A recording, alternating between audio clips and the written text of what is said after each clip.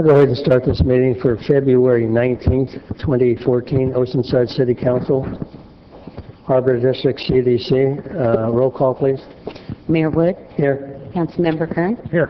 Councilmember Feller. Here. Deputy Mayor Sanchez and Councilmember Saline. Here. Deputy Mayor Sanchez is absent. Thank you. City Attorney, please. Thank you. Council meet in closed session to discuss item 2A on the agenda, conference with real estate negotiator involving 3350 Mission Avenue, portion of Fire Station 7, negotiating parties, City of Oceanside, Lamar Advertising Company, under negotiation of price and terms for the lease of the real property. There's no meeting on item 1, unless the city manager tells me there is. Labor, no, yeah.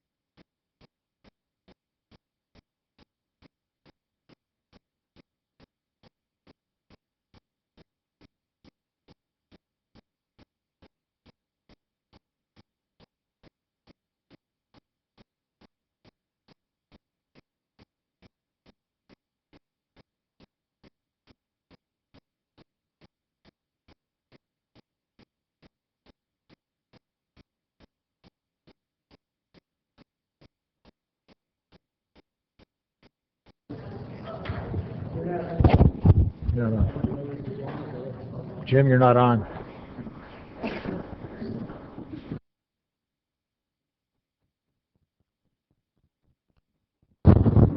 There you go.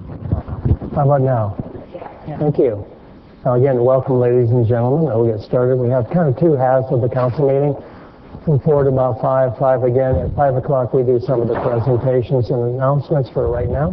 Roll call please, Mr. Clerk. Mayor Wood? Here. Deputy Mayor Sanchez? Here. Councilmember Kern? Here. Councilmember Feline? Councilmember Feller? Here.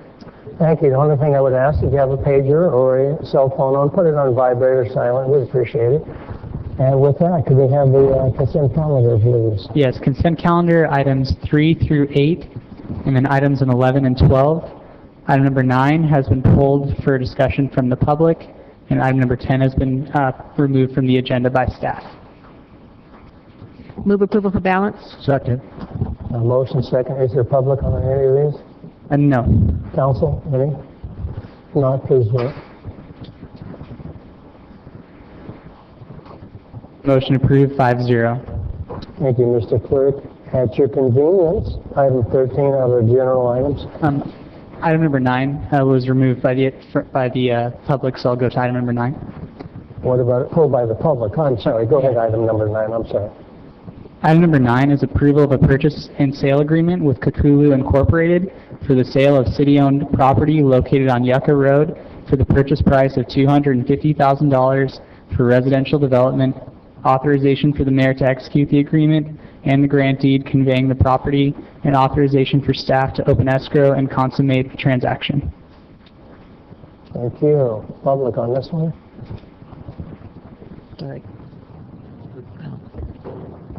Good evening, Honorable Mayor and council members.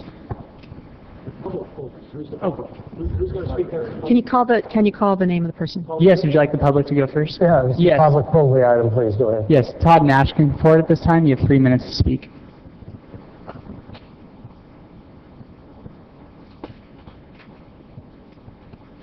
Good afternoon, council members. My name is Todd Nash. My wife and I own the land directly across the street from the city-owned property on Yucca Road. Can you speak into the mic? Thank you. We're very pleased to see the signs of development on the city-owned property up there on Yucca Road. We think it's a great benefit to the neighborhood. I've met with Guy Alexander, who has represented himself as the developer behind Kukulu Incorporated. He shared with me his development plans, and they seem to be a good fit with the current and future developments of Yucca Road. I request that the terms of the purchase agreement with Kukulu be read into the public record, if that's something that's possible. Of particular interest and concern are the requirements for street and infrastructure improvements by the purchaser. I believe that it's of great importance that any requirements for improvements be recorded with the deed so that they carry forward with the land and not just with this transaction. This will ensure that the proper improvements are made regardless of who eventually owns the land or what development eventually occurs on the property. Thank you. Thank you. Is that the only speaker on this one in the audience? Only speaker on this Thank item. you. Staff, do you have the answers for some of that, or you or Doug wanted to see? Honorable Mayor and council members, the off-site improvements that are required on this purchase and sale agreement are included in the grant deed. Thank you. I appreciate that. And Councilmember Sanchez, you have comments? Yes, thank you, Mr. Mayor. I believe some of the comments had to do with, he wanted to be able to see what those conditions are. Those are available to the public, is that correct? Yes, they are. Okay, and could you, at this point, just basically say what those conditions are so that, I mean, I'm sure he'll be wanting to see it later in writing, but what they are? The improvements required are for the potential purchaser to widen half the width of the road on their side of the road from the center line to their side, plus 12 feet, which would expand the street going forward. They would also, because of this, have to underground the existing utilities They would also need to extend the existing sewer line to the end of the terminus, where there's also going to be a sealed-in cul-de-sac created. And they'd also need to remove and repair and upsize the water line connecting to a new fire hydrant. Okay, so just for purposes of public, the purchase price is, I forget what it is, $250,000, and this is prime land. And the reason why it is so low for very prime land, it's probably the best land in the city of Oceanside. For what you're purchasing is because of the requirements that you have. But there's also the other side, and that's what you're asking about, sir? You're purchasing the opposite He owns it. side, is that correct? So you're, He right, owns that's right. My apologies. So that is for the public. The actual costs of all of these improvements are going to basically, make the project end up being a lot more, and that's, the explanation for the low 250,000 bid. That was the highest bid for this project. So I'm going to move approval. I do believe that the questions were asked. I do believe that we are getting a good deal here, because these are improvements that this community specifically wanted to make sure that would be completed. So thank you very much. Move approval. I'll second, but I just have... Have a second, plus Mr. Kern, go ahead, sir. Well, and if you go online, you will see those terms of the contract under the item. So if you pull down the item, you'll see the staff report, and what Mr. Jackson said is all spelled out, and I'm not quite sure if the purchase and sale agreement's posted online with the staff report. Is it? So then you can see all the particular items with that. So if you'll see everything, even considering title policies and more stuff you'll ever want to know. But well, I mean, you can go online and do it, but you can get copies of it if you want. But the idea, you can go home tonight, pull it down offline. It's not all that long. It's only probably about 10 pages that you can print yourself. So you can do that. I see no other. Please vote.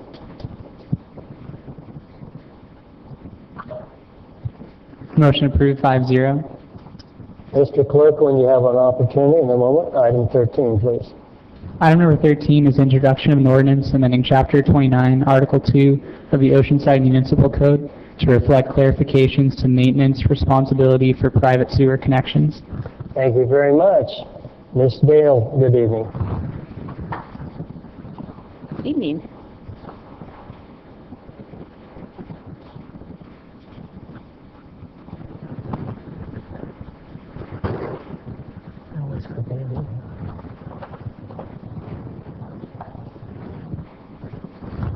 Okay, ready to go now. Good evening, Mayor and Council members. Tonight I'll be talking about slight ordinance change and recommendation to Chapter 29 regarding sewers. The city's sewer collection system consists of pretty obvious structures: manholes, sewer mains, pump stations, force mains, as well as treatment systems or treatment plants. The collection system also consists of sewer laterals whose purpose is to convey sewage from private homes or businesses to the city's main in the street. Sewer laterals are private structures, and the maintenance and repair of these structures is the responsibility of the property owner. Sewer mains are typically located in the street and are the responsibility of the city to maintain. Residents or businesses are responsible for the maintenance and repair of private structures, including sewer laterals. The responsibility for maintenance and repair is already spelled out in the city's ordinance. I'm going to show you a video of a new method of repair. So sometimes when those sewer laterals get older, we may get roots in them, they may collapse or have cracks in them. Repairs are necessary. And one of the new repair methods that is presently available to residents is called a CIPP method, or cured in place pipe method. Although we're happy that residents are repairing their laterals, it does present some potential risks for the city, and that's what we're here to talk about today. And let me just cue up this video.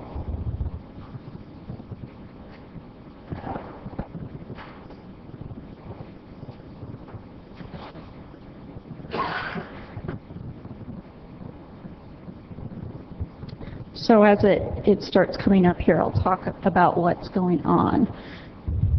YouTube. Sorry for the commercial. Okay, so what you're seeing here on the right is a manhole that would be located in the city street. The man on the left is doing an inspection in a private lateral on the street. He's clearing some roots out. Man on the left's entering the manhole with a camera. Typically, a cured-in-place pipe uses a sock.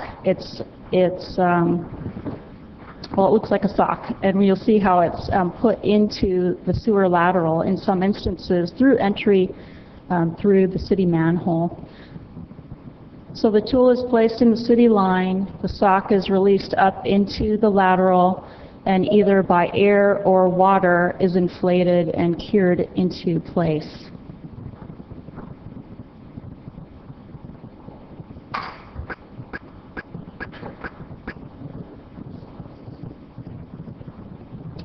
So the new liner requires some trimming at the connection to the main, and some of the potential issues that these repairs present include considerable narrowing of the city's pipe. If we've already lined the pipe before, it does present a problem in terms of the sewage flowing properly.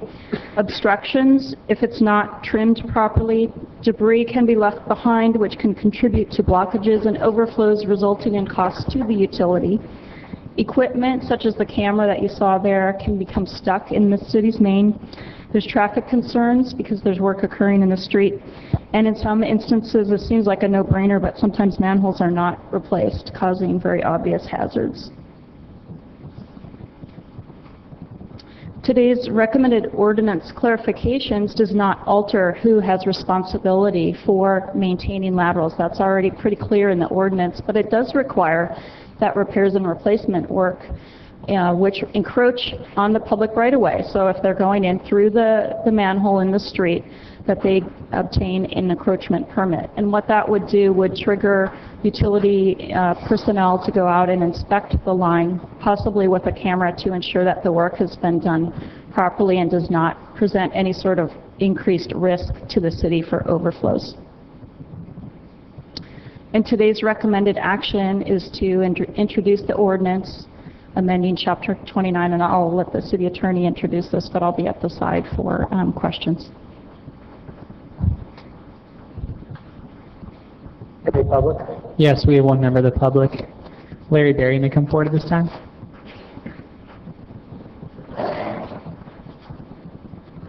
My name's Larry Berry, live on 3973 Ground Street, and this is one of those things that really stinks.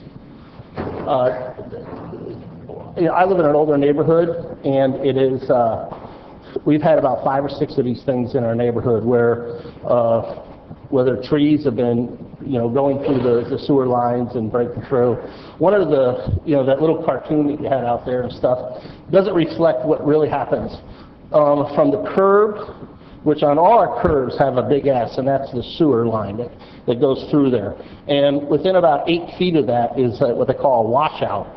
And the washout usually goes underneath the sidewalk. Now, whose responsibility is it from the sidewalk, from the curb and the sidewalk? I think that's municipal problems. Oh, so you're saying that the problem's there. So these are things that have to be clarified here. One of the things is roots have been in the street where it is. And a lot of my neighbors have been putting it in there. It costs about $1,500 to go with the roto-rooter in there to find it, and you got to dig out the washout and find out why it happens. Believe me, you will know when this happens, all sewage backs up throughout the whole house and stuff. So I guess what I'm getting out of here is this is a thing for the city to say, we don't want any responsibility, we're not going to pay for it. And if we do, is there going to be a fee for them to come out and do this little sock routine? And what, you know, who's going to pay for that? Is it the property owner that's going to come out and say how to repair this? Right now, it's just we hire a roto-rooter guy to come out, he does it and cleans it out. They have little cameras now that go right into the pipe. They can tell you where the breach is, where the pipe is broken, tell you where the roots are. And some of these roots can go as far as, 15, 20 feet away. And it could be roots that have been, the tree has been knocked down, but there's still roots there. So my question is, when you got your little sock routine, who's going to pay for that? Is there a fee and is there going to have to be inspections from the city that's going to come out and look at this? Just like, is there going to be an added cost to the property owner? And whose responsibility is it from going underneath a city sidewalk, from the curb to the city side up to the washout, and into the middle of the road? Two of the people in my neighborhood who had the breaches in their for their sewer pipe was actually underneath the street. I'd like some clarification on that. Thank you. Ms. Dale, if you would.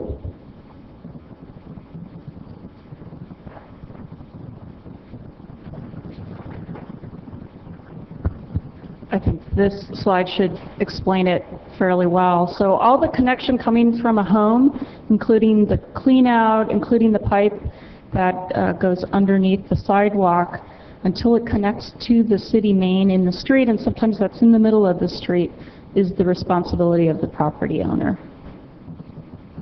You say there was a cost involved for one issue. I don't know if you want to address it. Yeah, the cost, as I mentioned previously, is the responsibility of the owner. So if the homeowner or business desires to do the CIPP method, or they use a more conventional construction method, that's their responsibility to maintain the lateral clear and maintain the lateral so the sewage runs into the city main. Thank you, ma'am. I'll see if we can make it. Larry, I'm sure if you get with her later, she'll give you all the details. I know what you're trying to ask, believe me. What cost am I going to pay and what will the city do? Thank you. And I've had same in my neighborhood, older neighborhoods, and the backup, believe me, you don't want. With that, if we could, Council, Deputy Mayor Sanchez, please. Thank you, Mr. Mayor. This is, there was a lot of discussion about this at the Utilities Commission, if you can believe it. I mean, we have several neighborhoods that are older neighborhoods, and I have to tell you, when I get these emails and calls, it is very heartbreaking to hear about, what has happened to someone when this does back up, when the sewage backs up into a house. And it's, sometimes we've actually had it where the city was responsible. There are a lot of questions that were asked. City trees, if the city trees are the ones that are responsible for, the interference, and I think that's a question that we need to have answered here. And I know that the commissioners want to look into perhaps exploring what potential insurance companies residents could contact to make this a much less, of a cost situation. But obviously, I think that, especially for our older homes, and we're talking, the house my parents' house, let's see, it must be 55 years old. I know there are older homes than that. So, and how long were pipes supposed to last, especially even under the best conditions? So, my question has to do for staff to answer is, stuff about the trees, but also I think one of the questions you had, Mr. Berry, was the washout. To answer that question specifically, but in terms of trying to address these issues before there's a problem, like maintenance and inspections, and perhaps trying to make that affordable, as well as questions about, how much is this permit going to cost, and is that something that when you call a guy who's hopefully on a list, that they're going to be the ones who know our city's network of pipes and all, and who would probably be in and out and know what they're doing, and hopefully cost the least. What can we do to ensure that these would be the least amount of cost, that we can get some maintenance and inspections done? At what time? At what point? Like when you reach 50 years, is that a good time to be doing this stuff? Could you answer all those questions, and then maybe I can. Let me address first the discussion at the Utilities Commission was to look at both an insurance program that could be either recommended or sponsored by the city, or whether or not the city might take this program under its wing as its responsibility to maintain. I can tell you off the cuff that that's going to be a very expensive option. We explored it when I was at the City of Carlsbad, but we'll explore all those options at the Utilities Commission in March. And if they have a recommendation to bring it forward to council, we'll do so at that time. In terms of trees, if a city tree has caused an obstruction, we'll evaluate each case on an individual basis, but typically if a city tree has caused an obstruction, that typically is the responsibility of the city to fix whatever has happened. Although these are handled on a case-by-case basis, so I'm not going to flat out say it's the city's responsibility. In terms of the clean out, I'm glad I left this picture up here because it's the structure just to the left of the tree coming up from the pipe. That would be a clean out where you would access the pipe. A plumber might access the pipe with a tool to either cut out roots or to send a camera down, and it's got a swoop that then goes into the city lateral.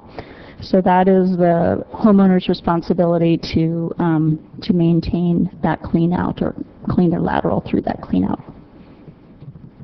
Okay.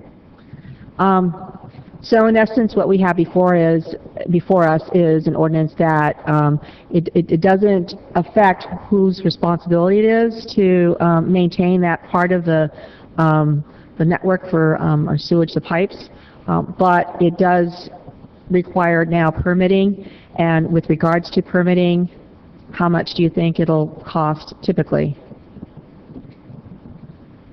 I don't know if George is in the room. I don't have the cost of that offhand. He was here earlier, so. But this type of activity would have required an encroachment permit. Previously, we're spelling it out in the ordinance, so it's very clear. So in the neighborhood of? I don't have those costs offhand. Do you have a comment? Okay.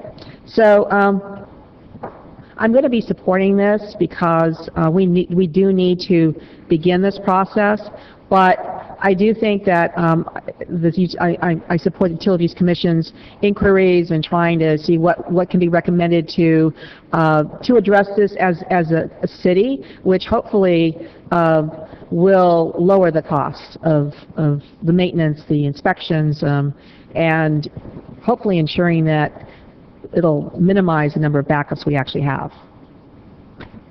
Mr. Jepson, I see you were moving. Thank you. Just in response to the permit, hopefully we can take up the issue of the permit when we address this issue about how we want to handle insurance. I know there's companies that do this, that solicit whole cities and people to buy insurance to protect their laterals, not just the sewer but the water laterals. And I think that since this is a benefit to us to make sure that it does not mess up our main lines, that we'd want to make sure that that's reasonably affordable, so it encourages people to go through us to make sure that they don't do it wrong and cause us a problem. So we should look at that in conjunction with this insurance stuff and bring it back to the council with some kind of report. The other issue that I want to talk about, since I was here before, and I was always under the assumption that the responsibility for water and sewer laterals were rested with the homeowners. And I don't think anything's changed there. That I think the intent is to provide some clarity and some protection for the city facilities in passing this action. But it's good that we're still accepting responsibility, because Mr. Berry brought up this issue about the damage being created by city trees that are between the sidewalk and the curb, typically, not always, but typically belong to the city, that we will review that on a case-by-case basis and still assume responsibility for that damage. So I don't see a lot that's changed, and I'm glad that we're going to bring back the issues that Councilmember Sanchez brought up. Thank you. Councilmember Kern? Thank you. The only part I'm not comfortable with, that we're going to approve a permit tonight without a cost attached to the permit. So the idea that, and so I'm going to ask the city attorney, if we go forward with this comes back in 30 days? It'll come back at your next meeting. You're introducing the ordinance tonight, then you will be adopting it at your next meeting, and then there's a 30-day time period. Well, I will support it tonight, but unless I get a cost between now and the next meeting, I probably will not vote for adoption. I'll just note, I was looking at the city's right-of-way fee schedule, and there's a fee for other permits for $100. There's a minor right-of-way encroachment permit for $500. So I think that is probably... Well, we're going to have to, between 1 and 500 is a big variance. So I think before it comes back for final adoption, we need a price tag attached to this, so people know what they're going into. And the idea of assigning, responsibility, I think we've covered that. The city manager and Councilmember Sanchez, or Deputy Mayor Sanchez, have covered that about the responsibility. But I'm going to support this tonight, but if there's no permit fee, I probably won't support it in the final adoption. Did you make a motion? No. Go ahead and make one. Actually, I was trying not to be the one to make the motion because of the cost. Well, then I'll make the motion know. that we'll do that with those stipulations that we have a cost before it comes back for final adoption. Yeah. Was that the second? Yes. I'll second Okay. that. I am concerned. I mean, the Utilities Commission, as I said, did support this, recommend, but conditioned on looking into these other issues. And I'm glad that the city manager's office is supporting that request from the Utilities Commission, because they really felt queasy about, requiring people to do something that's going to cost some money, but how do you lessen the load, and how do you get compliance? How do you ensure that there's going to be compliance? So I'll go ahead and second it, but I do want to know as well how much that permit's going to be, and hopefully it'll be $100 or less. I'm actually hoping it'll be less. Do you generally understand what we're going for here? Thank you. It's changed a little bit, Mr. City Attorney.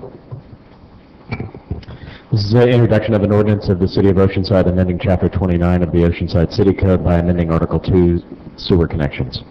Thank you. With that understanding, please vote. Motion approved, 5-0. Thank you, Mr. Clerk. In order, 14, please. Item number 14 is approval of a professional services agreement in an amount not to exceed $939,745 with Carollo Engineers of Oceanside for the preparation of plans, specifications, and bid phase services for the supervisory control and data acquisition major upgrades design project, authorize a transfer of funds from the infrastructure to studies and reports, and authorization for the city manager to execute the agreement. Thank you. Good evening. Miss Dale. I'm going to be introducing Thank Jason. you. I'm sure you're going to pass the buck, so we'll get going from there. Jason Dafford is going to be providing this report. He's the Water Utilities Division Manager. We'll both be available. Thank you very much.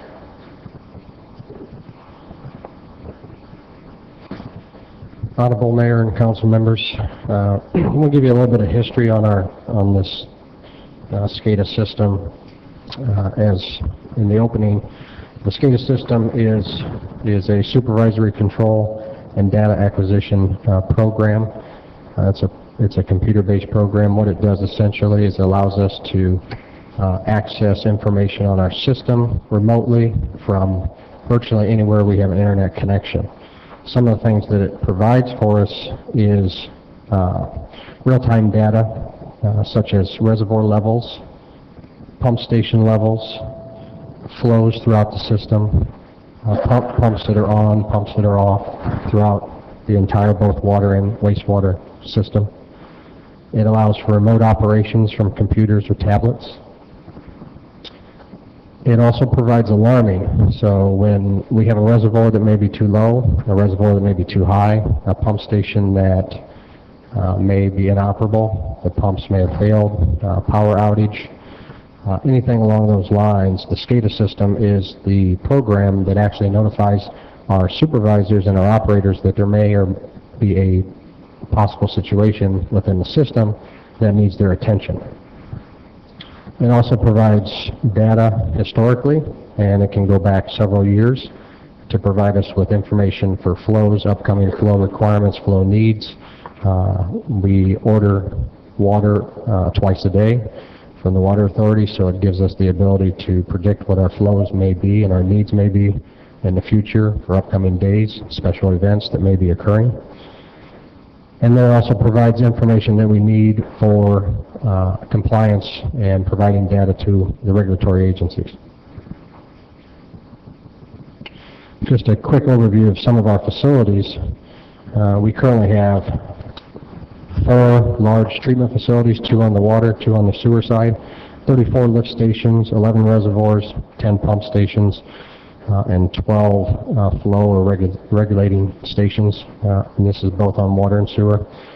Within those systems, the SCADA is comprised of approximately, and these are rough numbers, not exact, 23 different servers, that's 23 computers, over 105 PLCs, over 40 radio communication devices, 43 leased telephone lines for communication, and not on this slide, but over several hundred different meters, sensors, and probes that communicate to these PLCs that provide us with the information we need as far as level indication, flow measurements, and whatnot. So it's a very complicated system. The age of this system ranges from some of our best equipment, which is our computers and servers. They're all about 3 years or older. That's some of our better and most updated equipment. The PLCs range in age from 2 to 28 years old, and I think the majority of those are in the 20-plus-year range. And those are, I consider them small data collection devices, small computers, so you can imagine ones that are 20 years old, they're very outdated, hard to get parts for. Our radios range from 1 to 17 years, and the lease lines are average about 17 years old. What this project will do for us is design and provide us with plans and specifications so we can upgrade our system, which will provide these, what I consider very important milestones. One single view of all of our assets. What that means is one platform, one computer-based system that will monitor the entire system, both water and wastewater. Autonomous plant operations. We will have servers at each plant, which will allow each plant to run independently. So if there is a disconnect between the plant and our main system at San Luis Rey, we will not have any issues with data loss or data collection. We have a much more reliable communication system. We will increase our security. We will have, with that autonomous plant operation, we gain more accurate reporting for our regulatory compliance. We upgrade and modernize our hardware and our support system. We develop a standards-based program where for upgrades in the future when we add things to the plant, we have a standard that we use that's across the board for all of our both water and sewer plants and sewer and water systems. It provides a much better redundancy within the system.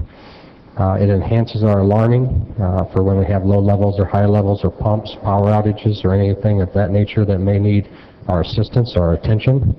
And I think the two most important things are the last two items, which it will most definitely increase our efficiency throughout the system, and at the end of the day, reduce our overall cost of providing water and sewer service. That's the end of my presentation. I'll be at sidebar if you have any questions. Thank you very much. Appreciate that. No public on this No one? public. Back to the city council. Councilman, Deputy Mayor Sanchez. Thank you, Mr. Mayor. This is one of the high priorities for the Water Department, and it is a highly intricate, critical project, so I am going to move approval. Thanks. A second. I'll second. Thank you very much. With that, Mr. Kern, please. Thank you. Just one thing. Currently now, and I know a couple people that do this, we have people in our sewer department that drive around all day and taking readings from individual stations. Is this going to get rid of that you're going to be able to read the flows from stations at a certain point, or, you know, eliminate some of that, you know, traffic? I'm going to partially answer that and then let Jason finish. Okay. Some of the reads will be able to be done through this system without the manual interaction. However, in instances with the pump stations that are pumping sewage, we have a recommendation from the regional board that a physical presence on a daily basis is also a good operating procedure, so we will likely continue that, but I'll let Jason comment on the rest of the efficiencies. That's absolutely correct. The intent is to try to limit some of the travel throughout the city, but as Carrie mentioned, the facilities that have pumps and motors do require maintenance on a daily basis. You know, greasing the motors and making sure that everything is operating efficiently there. But the intent is to try to cut back on some of that. I don't think we can eliminate it because it's a necessary part of our operation on a daily basis, is to get a visual on things. Yeah, well, I just remember when we went and toured the Buena Vista pump station, and we opened the cabinet and had this, looked like an old EKG thing, a paper chart that they would come in and record things off the paper chart. Are we going to get rid of the paper chart? Yes, we will get rid of that, and it'll be on a computer and spreadsheets, and that makes our reporting to the agency much better and more accurate and easier with less mistakes. So, and then I guess the other thing is the after-hour alarms. You know, we have somebody that's on standby, usually out of their home, and are they going to be able to get those alarms quicker versus somebody that, okay, the alarm goes off, it goes to San Luis Rey, I assume, and then the San Luis Rey guy picks up the phone and calls the maintenance guy, and he has to run out to the particular site. The intent is to have our on-call staff to have a device, whether it be a tablet or a computer device, that gives them the alarms, so they get the alarms directly from the SCADA, and then if they don't respond, then it has a secondary in say a 5-10 minute period, then it'll alarm a second manager, and then it'll just continue to work its way up the chain. And as you mentioned, the current method is for one of the plant staff to receive the alarm and make the phone call, and so this will make the alarming more efficient and much quicker. Yeah, and as costly as it is for a sewage spill, you know, 10 minutes may mean $10,000. So I think I'll support this. I'll second her motion. So. Thank you. Mr. Jepson, thank you very much. With that, please vote. While we're waiting for the vote, Motion approved 5-0. Thank you very much. I appreciate that. I want to make sure that the people in the audience out here, and I'll have them all stand up for a moment. North County Model Railroad Society, I see you out there. That was item number 8, and it was approved. So you don't really have to be here, other than we'd like to see your faces. Could you all stand up, and we'll say hi. Thank you very much. And Mr. Jepson, go right ahead. Whoever spokesperson is, could you come up here? I have a couple of questions for you. This is for all of the model railroaders that are watching.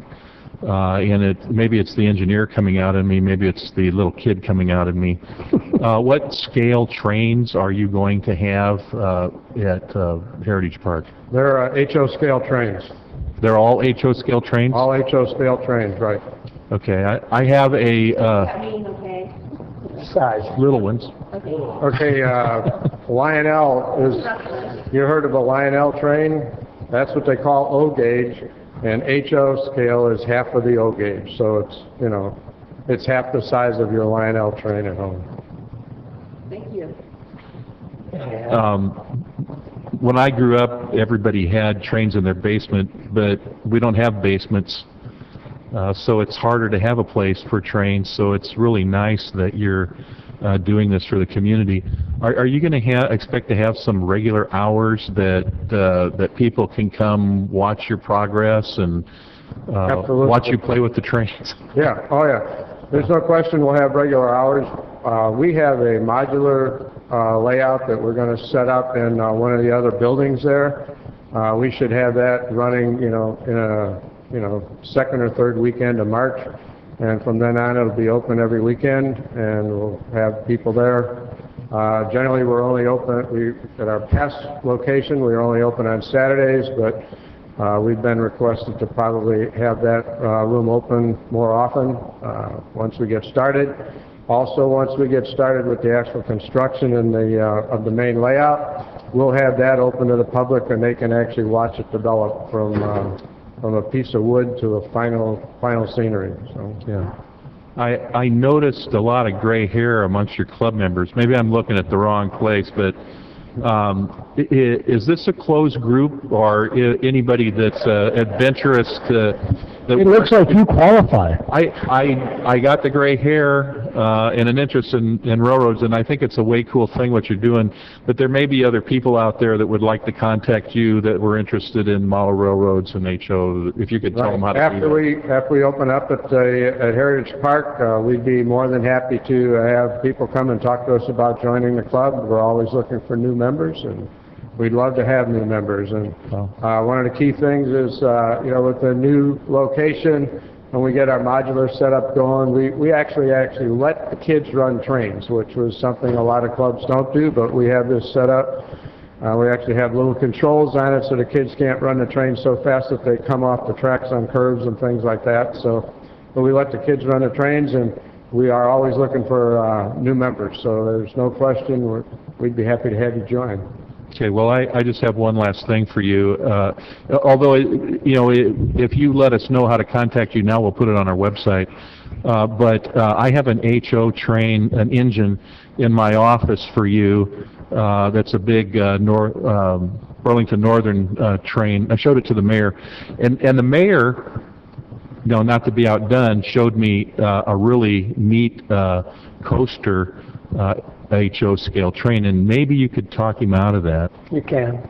I have the coaster. Yeah. I have the coaster engine, so I'll give it to you guys too, because I really enjoy it. It's like boys and toys. Another highlight at one of our beautiful parks for you guys, and I've been at the old Bonies upstairs. Ladies and gentlemen, if you have never been to one of these setups, ladies and gentlemen, first off, you'll be amazed that it's like snow in the mountains and countrysides and trees and whatever, and I understand why you do it. I'm sure everybody up here would go down there and play with these if we could get away with it. And I know that Mr. Feline right here, who sits on the NCT, North County Transit District, will probably drag some of the guys from down there to your setup. We'd be more than happy to have them. And the more people that come, the more we enjoy it. So it's a good thing. Councilmember Feline has trains as well. Yeah, actually, for the railroad people, they'll know what this is. I do have a set of the Disneyland and Santa Fe Railroad that I understand was made for 2 years, so maybe someday I can bring it down and play on the track. So. Yeah. We'll get you some more stuff, is what we're saying. Very good. We'd be happy to have you, and we're looking forward to being a part of Heritage Park and continuing our association with Oceanside. And we got all guys on TV, so if you look at the replay, you'll be on there. Unless you have federal witness protection, then you don't want to be seen. Thank you, guys. All right. Thank you very much. Bye-bye. I'm sorry also, gentlemen, we got some time left. Item number 15. Item number 15 is adoption of a resolution approving and implementing the memorandum of understanding between the city and the Oceanside Police Officers Association effective February 19th, 2014 through December 31st, 2014. Thank you. Aye, Pat. Honorable Mayor, council members, I'm Pat Nunez, the Human Resources Director. The item you have today is the Memorandum of Understanding with the Oceanside Police Officers Association. The staff report, the term of the contract is a term of 1 year ending December 31, 2014. The key economic issues that you have before you, there are no salary increases. The city medical insurance rates are capped at the current rates. The employer-paid member contribution, or EPMC, which has been paid by the city, is being eliminated. And the tuition reimbursement amounts have been reduced from $65.78 to $2,000 per year. This contract also provides a taxable, non-PERSable stipend for each member of the union of $3,300. It provides an increase in the police officer standard training certificate pay, provides an increase in their bilingual pay, and incorporates the reasonable suspicion drug and alcohol testing program. Overall, the contract will have costs associated with it of $880,000, and there's also savings that are not only this year but go into future years, estimated at $944,000 for a net saving of $64,000. The Police Officers Association worked very hard with the negotiating team, and we did reach impasse at one point, but were able to come with this agreement. And Dan Sullivan, the president of the Police Officers Association, is here if you should have any questions of him. Thank you. Thank you very much. Take a seat at the sidebar. We'll see. Do we have public on this? One member of the public wishes to speak on this item. Larry Berry can come forward this time.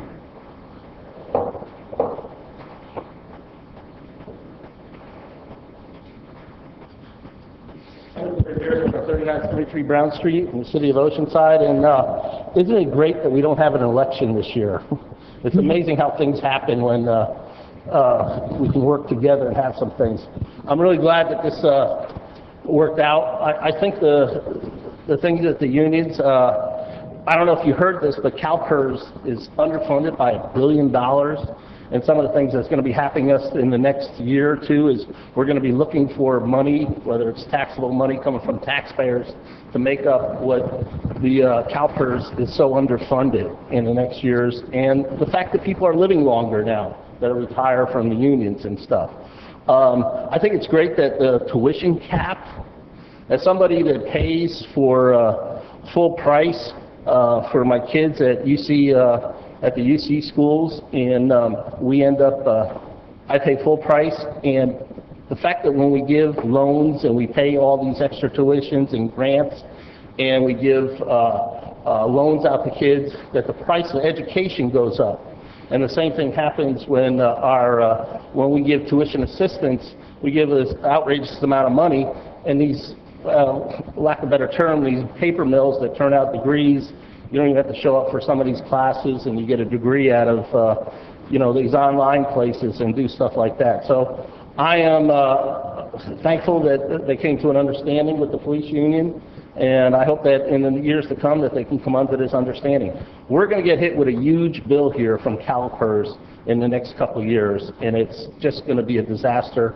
And if there isn't things like this that happen, we're going to end up like Detroit, and when the retirees end up are going to be taking the money out of, they're not going to have the money to pay these people. Thank you. No further public on this item. Thank you, Mr. Jepson. Your light was on, I figured. No? Thanks for recognizing me for leaving my light on. Thank you, I appreciate it. Council Deputy Mayor Sanchez, I'll work on it. Thank you, Mr. Mayor. The number one issue for all our residents is public safety.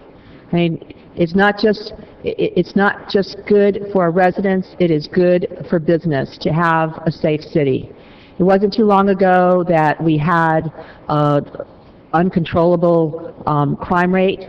that we had 2 officers killed in the line of duty, and that we couldn't keep anybody. We couldn't keep any officers. We'd train them, and then they'd leave, and it was just a revolving door. I believe we have the best cops on our streets that make us proud. This is, I think, one of the reasons why we're starting to look so much better in terms of our businesses, our commercial, and that we're having, so many people now interested in Oceanside. This is what it is all about, and that is our frontline defenders and our police officers, our firefighters. They're hugely critical to the success of the city. I want to say that we've got several vacancies that we've been unable to fill. We have pretty high standards for officers, and we don't have a revolving door. And I have to say that I've had a lot less, I have 0, basically complaints. There was a time that we were in closed session a lot over lawsuits, and all of that has really changed. So I'm really proud of these guys. I'm really, just thank them every night for being part of Oceanside. I'm going to move approval. I do appreciate the movement that happened from impasse to resolving, coming to a resolution for the short term. And thank you, staff, for being, for persevering. So again, thank you very much, you guys. You are wonderful, and I know the citizens are very proud of you. This community policing that has taken place and taken a hold of the city, everybody loves that. So keep that going, and we're just moving forward. Thank you. Councilmember Feller? Second. I'm sorry? Oh, thank you. Councilmember Feline? Thank you, Mayor. Certainly my experience has been, both prior to being on the council and since being on the council, that we have a wonderful police department that both from comments I've received from citizens, from my firsthand experience, and also from going along 2 ride-alongs, that I've been overwhelmingly impressed with what I saw in the teamwork and the dedication to our city. And so that's wonderful to see, and our citizens can take great pride in our police department. But I also think it's important that the citizens understand the environment in which we're negotiating these contracts. Mr. Berry was talking about the CalPERS bill. We did receive our 10-year projected CalPERS bill, and we're going to be getting an increase of 78% in the employer portion of the CalPERS bill over the next 10 years. To our city, that's roughly, $9.3 or $9.8 million that we're going to have to pay additional above and beyond what we pay now.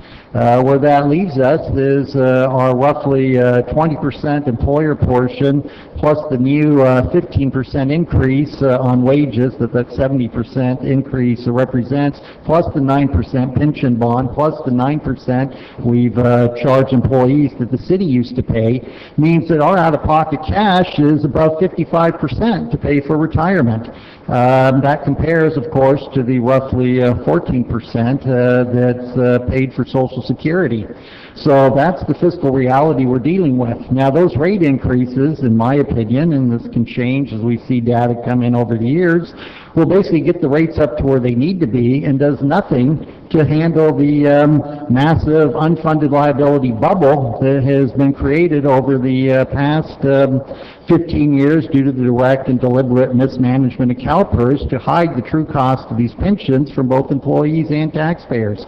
So depending on how you want to measure this, using the rosy numbers from CalPERS, our current unfunded liability is $150 million. But it's interesting, if you want to leave the system, they won't accept $150 million. They want $475 million from the city of Oceanside if we wanted to leave the system today. Now you have to ask yourself, what do you think is the real number? The number they'll accept a check for, or the number they'll laugh at you for and won't accept a check? I think the real number is the number they'll accept a check for. So that's the environment we're in. And so when you add in the unpaid portion of our pension bonds, that means we currently have a retirement bubble of $500 million, $500 million of unfunded retirement for the city of Oceanside. So this is the environment that we're negotiating our contracts in, and this is why I, as a council person, has taken a very tough line in negotiating these contracts, because we don't want to go over the cliff like Detroit. We don't want to be the next Stockton. We don't want to be the next Viejo. And, 3 more cities are going over the cliff in California, dealing with their failure to deal with the retirement. You see Pacific Grove going over the cliff, Placentia is at risk now, Desert Hot Springs is at risk, and as these 78% increases go to all the other cities that are on CalPERS, you'll see dozens of cities go over the cliff. We don't want to be one of them. So just keep that in mind of the pressure and the situation we're dealing with as a city council in negotiating these contracts. And so I'm glad we're able to come to a resolution with this one, but we're going to be under pressure for the next 10 years. Thank you. Councilmember Kern? Thank you. I just want to compliment everybody that was involved in the process. I know, Dan, did you want to say anything? Just to Dan Sullivan, who is the head of the bargaining group, I'm sure there were tough negotiations, but I didn't get the sense of rancor that we've had in the past. So I think everybody understood the underlying problems that we have long-term, and I compliment the bargaining unit for coming to some conclusion for at least a year. I would like 2, but we'll see where it goes. I think we're in a fragile recovery.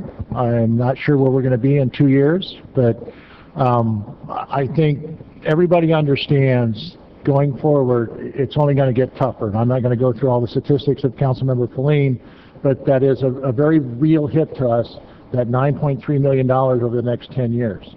So that even if we kept everybody at 0 for the next 10 years, our labor costs are going to go up $9.3 million. So I just want everybody to realize that we're starting to pay for, I think, CalPERS misleading us back in 1999, 98, and we're paying for that now. So anyway, thank you. Compliments to everybody involved. Thank you very much. Mr. Berry said something he's left is not true. This isn't an election year, and that's why we have a contract now. First off, I think public safety is number 1 in our city, and it is a priority, and I didn't mean that, but police and fire. All the other employee groups got nothing, and basically we're told they'll never get nothing until this last group that came up and went to impasse. I think part of the reason we have a contract now with the police is that, in fact, it is an election year, and we have a new city manager who worked out some systems and some changes, and I appreciate that. I've always supported public safety, but I'm also understanding what's going on. Thank you for that. I think Councilman Sanchez and I were flabbergasted when they came to something after impasse, and I'm very proud of it. And I have to say, for the up-and-coming election year, we need to thank Mr. Kern and Mr. Feline for making it possible for we came to a contract with the police department. I'm sure the other employee groups are not very happy, and we'll probably hear from them, and I understand that. But for right now, we came to an agreement, and I'm happy about that. And hopefully we'll do better. On the other hand, I'm also not the kind of person who says, let's abandon the ship early because we're going to lose everything to CalPERS, and we just should give up right now and move on and abandon the city. So we're not in that point right now. So hopefully things will work out for all of us in the future. We are a beautiful big city, and I hope we're moving in the right direction. Sometimes I don't blame us as much as I blame the state of California and sometimes CalPERS for putting us in some of these situations where we keep playing money. As you all remember, a while back when the economy went bad, the state took $14 million from Oceanside and have never given it back. So hopefully down the road when they give that back to us, that'll help us pay some of these other bills that we have pending in the future. So we'll see where it goes. With that, I want to thank Mr. Jepson for being the intermediary and dealing with staff and the police association that you worked something out. So I'm sure that was part of the whole deal. With that, let's please vote on this and move on because it's getting 5 o'clock. Please vote.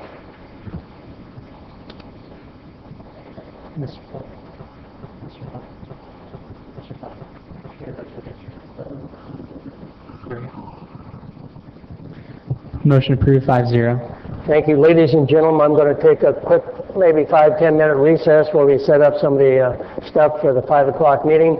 If you haven't been here before, some of us will sign your school certificates. If you haven't been out the doors, up the stairs, restrooms and water, and be back in about 10 minutes. Thank you very much.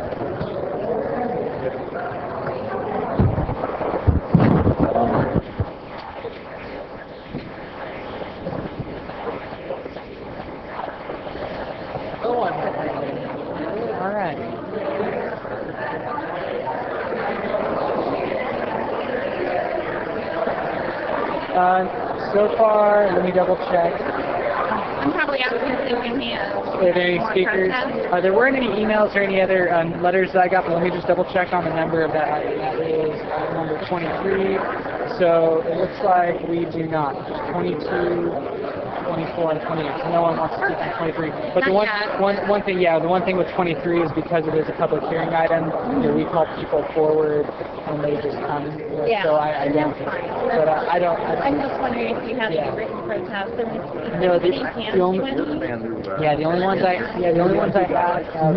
received free earlier this week from Jim Desmond. Yeah, those are the three that we have. Yeah, that's all that I have. That's all. Okay, just wanted to make sure.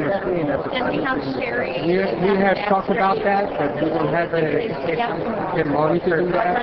So we've been talking about this having it happen outside on the monitor scale. It's the end of the day of talking about it. Otherwise, and then no, 0.45, because the telephone is a perfect section. It's not like a AACT. Keep your net.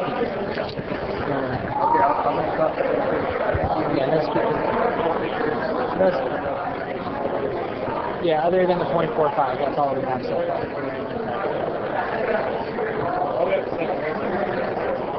Yeah. And she said that Sherry's at her desk ready to tabulate, in case anything changes.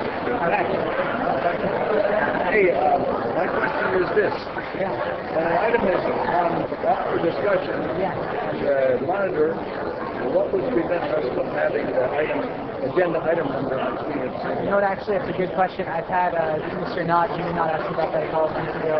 I talked to Luigi about it. I don't know if we have the system to be able to do it right now for the projector works, but that would be a good thing because then it would be able to see 504 item number 20 or item 15. But that's something that would be actually really I don't. Right where you see that projection screen, behind there is actually the Luigi's office. That's where it does all of the computer work. I just basically, when the vote comes up, I just basically say in the vote and display the results, and that's all that pops up. So there's not a whole lot on this end, but the inner workings of the it would actually be very helpful because the computer helps with them see it would be a dual thing. I believe during the discussion, when you watch it home on television, when the item is being discussed, and you have it underneath there, it says item is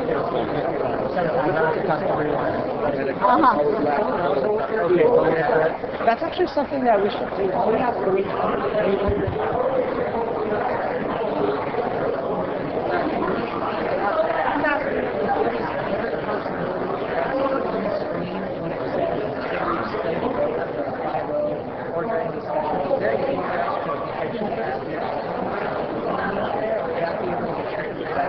Again, we have every okay,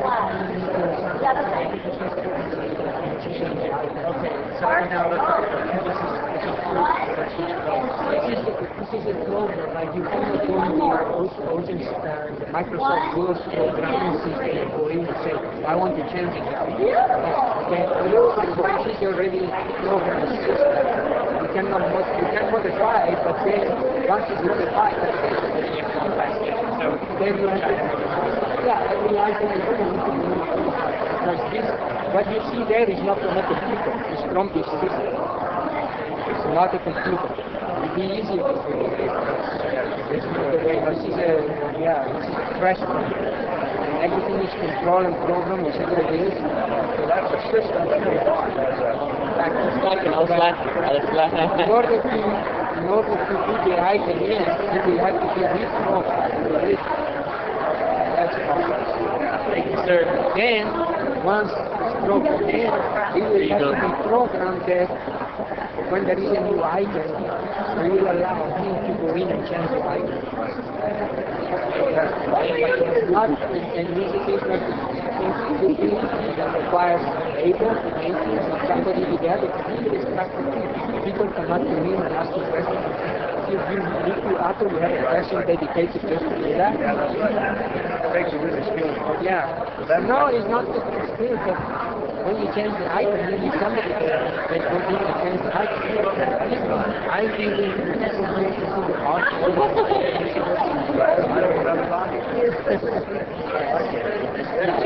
But no, we've been discussing that.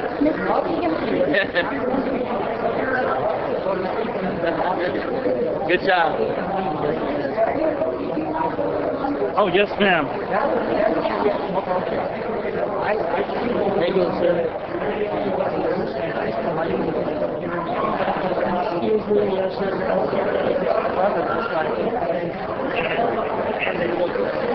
Really, please, sir. I smile.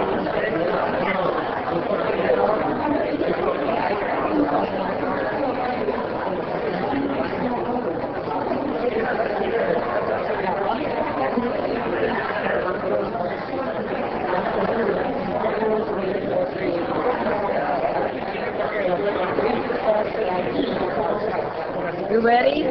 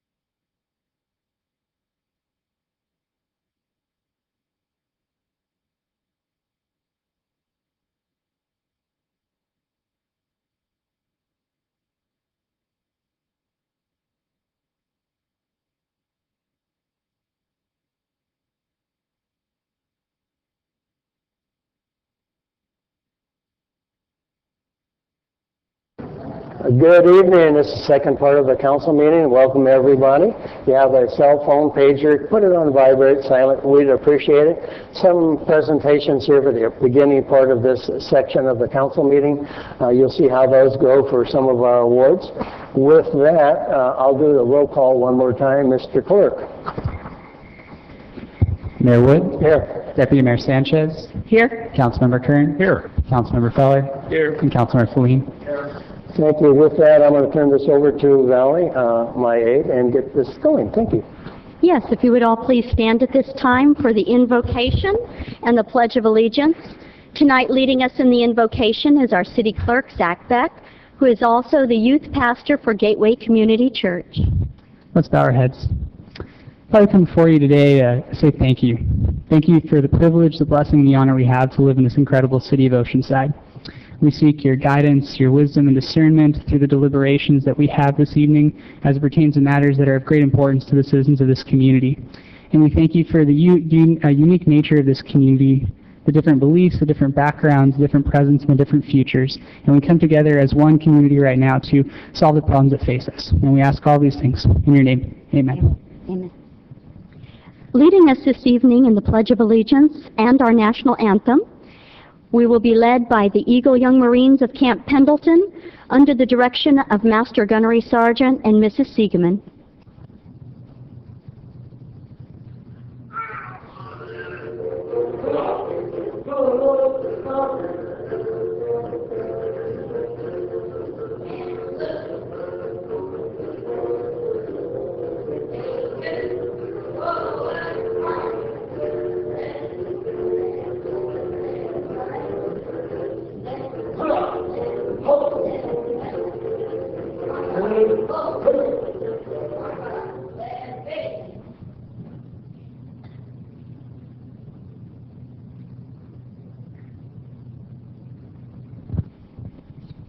Gentlemen, who gets the mic?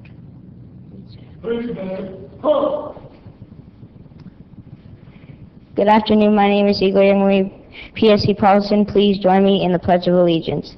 I pledge allegiance to the flag of the United States of America and to the republic for which it stands, one nation, under God, indivisible, with liberty and justice for all. Ladies and gentlemen, please join me in the national anthem. 1, 2, 3. Oh, say, can you see by the dawn's early light what so proudly we hailed at the twilight's last gleaming, whose broad stripes and bright stars through the perilous fight o'er the ramparts we watched were so gallantly streaming, and the rocket's red glare, the bombs bursting in air, gave proof through the night that our flag was still there. Oh, say does that star-spangled banner yet wave o'er the land of the free and the home of the brave? Ready, 6.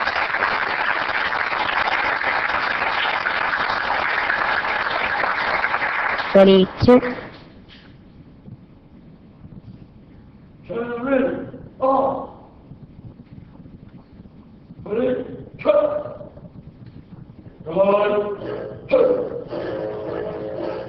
On the guard. Right, face.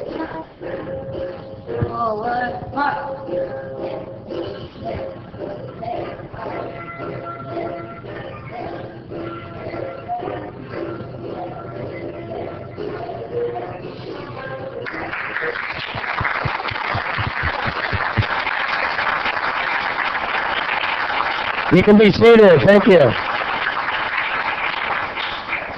Couple things, if I may, real quickly. Young Marines, ladies and gentlemen, as you see the ages involved for the Young Marines, number one, if you want to hear the word yes, sir, no, ma'am, thank you, whatever, you hang around that group and you'll hear them all the time, which is pretty rare anymore. So I'm very proud to have them here for this. And let's face it, the two gentlemen and ladies and gentlemen in the back here, give us a wave. These are the ones that present all the training out there in Camp Pendleton. And I want to thank both of you always for being here for us, and this is a great group of young people in town, make it a better place. Thank you very much. You got it.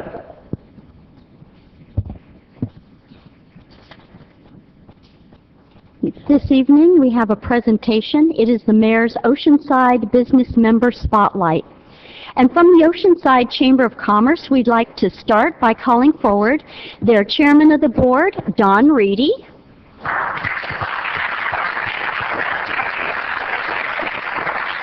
Board Member Cece Haas. CEO David Nidegger. And tonight's valued business owner is Taide Alberto, founder of the Hispanic Chamber of E-Commerce.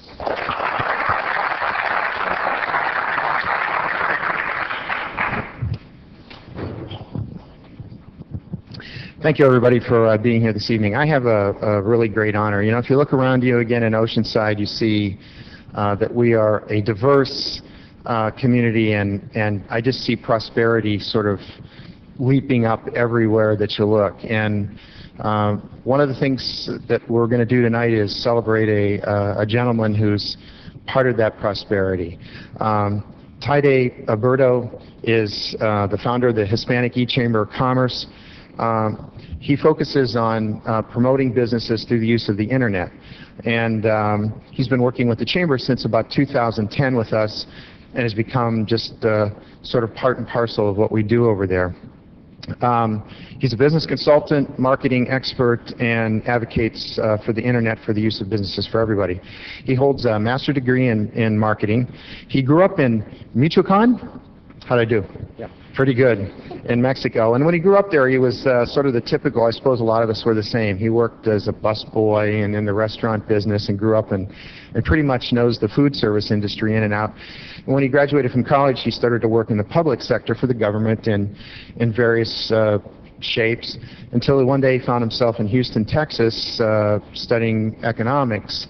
And while he was there, that's where he first realized the importance of the internet and the fact that the Hispanic community of which he was a part really wasn't taking advantage of it. So he leaped in sort of with both hands to take that and work with it so that people could benefit.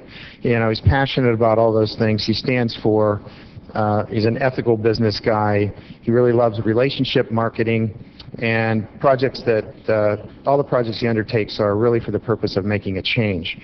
He's married to a beautiful gal, Lisa. He's the father of 2 beautiful children. He loves to cook, which I know vicariously, not person to person, through his Facebook page. Some pretty good stuff up there if you'd like to friend him. And he'll eat anything that has dark chocolate on it, which maybe we can find out about. Let me tell you the only thing that he said about himself, and I just want to read, this is a quote that I snagged from him somewhere way back when. I easily adapt to different circumstances by learning and experiencing from everyone around me. I like to work and collaborate with talented people. I'm a risk taker by nature. I'm always open to try and to fail. And then this is the line that I absolutely love, and I think it really sort of says everything about this person and why he's done so much for the Chamber. My willingness to risk reflects my ability to dream. And so I know at the Chamber and what we do, we attempt to do a little bit of dreaming on behalf of the community. The council and all of the people in the community help us to accomplish those things. And this gentleman right here has been just one of the real cogs in the wheel, and I just want to congratulate you and thank you for what you've done. Thank you. Appreciate it.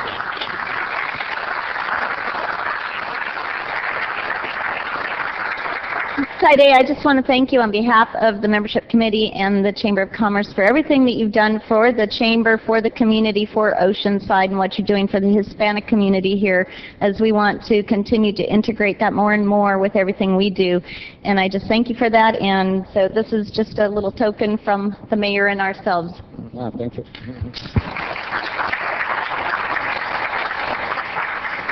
Without repeating everything that Don said, Tyday's been with us now for about 4.5, 5 years, and they've done an outstanding job. Every time we've asked him to come together, he's always the new one with a new idea, the new direction. Let's do this and let's do that. So we really appreciate that, Tyday. He's turned our business expo showcases into outstanding events through your efforts. Thank you, sir. Dittos for me. No, we appreciate it. And as you probably well know, Oceanside has about 37% Hispanic. The booming community, a lot of service community around here. Thank you. And so there's one more talent in my city and around the area. Thank you for what you do for our community, Oceanside, and the Hispanic community. And we love giving out plaques to people who are doing well and make us look good. Thank you. You want to hold that, or you want to?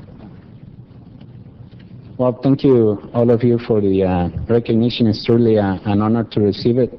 One of the things that, well, and thank you for all the kind words, but one of the things that drive me to do what I do is like community before self. And something that I strongly believe is that if we support the family-owned businesses that are in our community, we're going to be able to help them to become more competitive. And competitiveness means more money in their pocket. More money in their pocket means that all of us are going to benefit from it. And I don't know if you are aware, but in the city of Oceanside, there are a little bit more than 2,000 Latino-owned businesses. And one of the reasons why we approached the Oceanside Chamber back in 2010 is because we knew that they are very proactive. They have been very proactive, and they are actually one of the most proactive chambers of commerce in the county. And I can tell you that because I travel all around the county on a weekly basis. So it has been truly an honor and experience to be part of the chamber. And the programs that we are about to roll out are focused on helping the small business community to become more competitive, just because of the reason that I just mentioned. And we cannot neglect any small business in the city, because if a small business fails, we're all failing as a society. I mean, that's the approach or the vision that I have for the small business community. And one thing that also happens quite often is that family-owned businesses are typically neglected by most of the business associations in town. And I can tell you, because I have seen a lot of stuff over the last 5 years that I've been working in the community. And the truth is that the core of the business community are small businesses like sole proprietor, family-owned business that are usually run and operated by family members. So we need to provide them services that can help them to get to the next level. And the Oceanside Chamber is a chamber of commerce that has a lot of programs, a lot of events throughout the year. They provide a lot of resources. And it's a great privilege to see that now they are working closely with the city, because it's going to help to strengthen the small business community in Oceanside. So thank you very much for the award, and I look forward to keep working with all of you. Thank you. Thank you.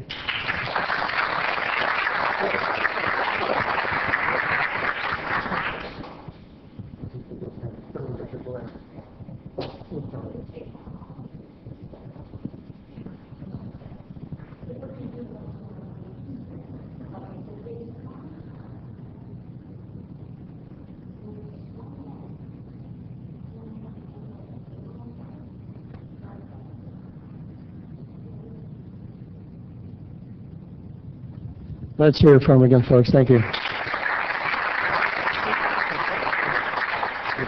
you very much.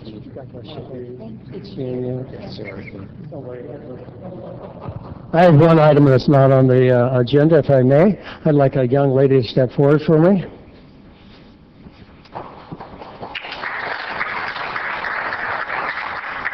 This young lady is not on the agenda. However, most of this weekend, a lot of us have been involved with her. She's part of the opening of the new Marriott Spring Hill Suites down here in Oceanside. And we also spent a lot of time in a new restaurant that's part of your building, which is Hello Betty. A lot of us tried the food down there and we're very impressed. If you haven't been there yet, you go down to the hotel and the restaurant. The restaurant is one of those where all the windows around the building roll up. For the whole building is open to everything like you're sitting outside. Plus they have a restaurant on top of that or the patio above that with a view of the ocean, the pier that's unbelievable. And your hotel from the pool is $1 million view. This is our new neighbor. She's the manager down there. And I'm going to pass the mic to her for she can say hi. For you all have a face that you can see down there once in a while, and it makes the city a better place. Thank you. Thank you, Mayor Wood. I appreciate that. Yes, so like Mayor Wood said, my name is Kathleen Mayola. I'm the GM at the new Spring Hill Suites. And our sister restaurant, also Hello Betty Fish House, just opened. So we invite everybody to come down, check out the hotel, take a tour of the property, eat in Hello Betty. We're really pleased to be a part of the Oceanside community, and thank you so much for the warm welcome. Thank you.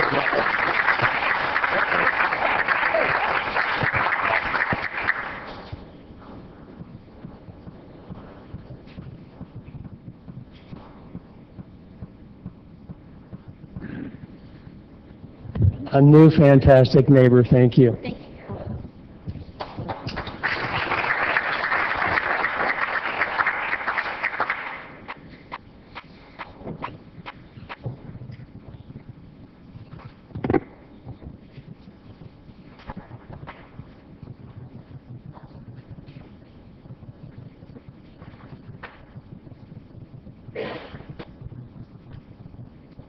Thank you. Thank you. Mr. Clerk, I'm going to have the city attorney do the closed session report, please.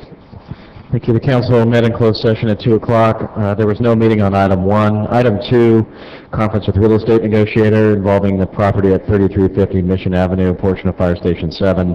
Negotiating party City of Oceanside and Lamar Advertising Company. Under negotiations are price and terms for the lease of the property. Council met and gave direction on that item. There's no official action to report under the Brown Act. Thank you, Mr. Mullen. And with that, Mr. Clerk, let's move down to 23, please. Item number 23 is adoption of a resolution declaring the results of majority protest proceedings and renewing the Oceanside Tourism Marketing District. Thank you very much. And as the mayor, I'll open this public hearing and ask the council members for disclosures, please. So I've heard from public, staff, and many of the affected parties. Same. Similar. Some people from outside the city were concerned about the incident and the tax aspect for vacationing here, but basically similar, all the people and from the staff. Public. Public and staff, we've been actually kicking this around for a couple months now, so we've heard from a lot of people. Thank you very much. And Mr. Clerk, any correspondence petitions? Yes, we received correspondences from Jim and Carrie Desmond, William Krause, Stephen Lightfoot, and Jim and Gail Gill. Thank you. I'm sure we received all those ourselves, and you've got copies. With that, Tracy, good evening. I'll let you take it.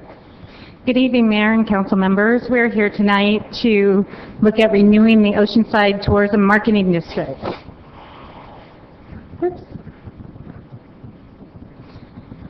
As of this morning, well actually as of November, we had 84.18% of the ratepayers petitioned the city to renew the OTMD. Tonight we received one additional protest, so we have a total of 4 protests right now were received by the city clerk's office, totaling 0.80% of the total vote. Therefore, a majority of the ratepayers have not petitioned have not protested the renewal of the Oceanside Tourism Marketing District.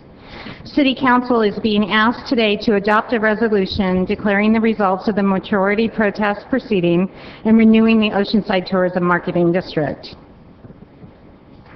The process to renew the district included 3 stops to City Council. The first was on November 20th, 2013, where City Council adopted the resolution of intention to renew the district after receiving the 84.18% majority of the rate-paying petitioning the City Council to renew. The second meeting occurred on January 8, 2014, where City Council heard comments from the public. And the final meeting is tonight, where we are asking to renew the Tourism Marketing District. Just to remind you what the renewal of the district means, this is a 10-year renewal that will start after the current TMD expires. So this is set to start on April 1st, 2015. It's going to run for 10 years. It'll include all vacation rentals and hotel rooms, and the assessment will be exactly the same as it is now at 1.5%. This is not doubling the percentage. It's a static 1.5% from what the TMD is now. This renewal will earmark tourism marketing dollars for the next decade, which I think is great progress for Oceanside. So my recommendation to council tonight is to renew the OTMD.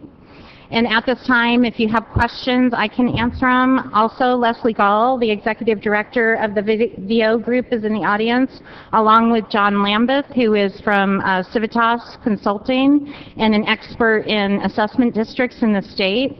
And he can also answer any questions you may have. Thank you. Have a seat at sidebar. Answer public, please. This is a public hearing item. Any members of the public wishing to speak on this item may come forward to address the council for 3 minutes if you'd like.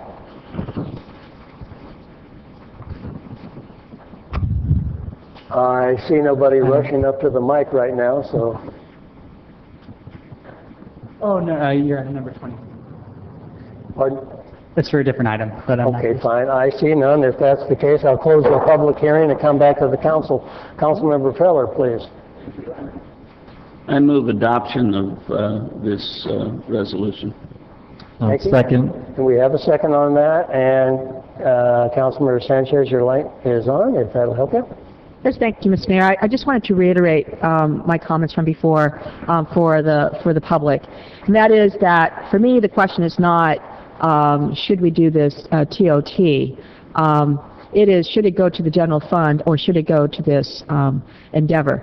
And I have to say that I've been very pleased with the performance. I think that we've gotten a lot of really great events as a result. A lot of really, I don't know how you would judge the where you know, how exponential, because it seems to me it's been exponential, the way things have just moved really, really in a positive way for the citizens of Oceanside, for the city, in terms of being that destination place. So other cities have raised their TOT, every city has, and we have actually been holding back. And this is a very good investment, I believe, for all of the citizens of Oceanside, as well as the businesses, because people coming to Oceanside means business for everyone, and of course state tax and, you know, spending money on our restaurants and all. That is always going to come back in a positive way to our citizens. So thank you very much for this really wonderful project and opportunity. I didn't know how it was going to, you know, what was going to happen when we first said yes. It was like, okay, I hope it's going to work, and it has. I'm really, really proud of the work that you've done. So thank you. Jack, did you have a... I do. This has been ongoing already for a couple of years. So we're not just now raising tourism tax. This has been something that we've approved and you've succeeded at. And hopefully that you're just going to succeed better with the same amount of money. Thank you. My comment is, could I have Leslie Gall come up to the podium, please? We want to be able to put a face on somebody who got this started and it's done a wonderful job, and that's you. Now, your question I have for you is, could you have the people that assist you that are out in the audience stand up where we can recognize them too? Mike, Leslie, your mic.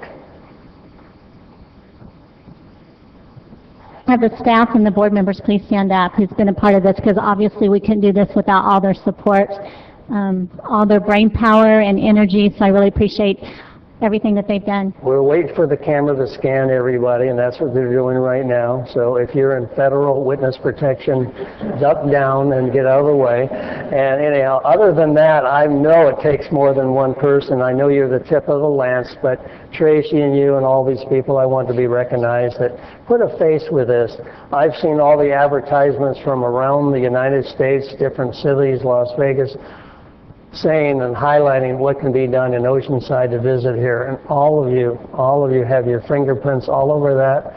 It's not fair to say thank you, just one or two. All of you had a big part of it. And I get people tell me all the times that they've seen the advertisements all around the nation. And that's a big, big deal. That brings people to our city, our beaches, and whatever. Now, if we can just work on the quiet zone, that might be even better. Thank you very much, Leslie, unless there's more you'd like to say. I'd just like to thank Honorable Mayor and Deputy Mayor and City Council members and Tracy and her staff, Finance Department. There are so many people involved with the city that's made this happen, and just want to thank everybody for that. Thank you, and I appreciate all of you. Thank you very much. With that, can we please have a vote? Motion approved, 5-0. Thank you very much. And Mr. Clerk, let's move on to 24, if you don't mind, please.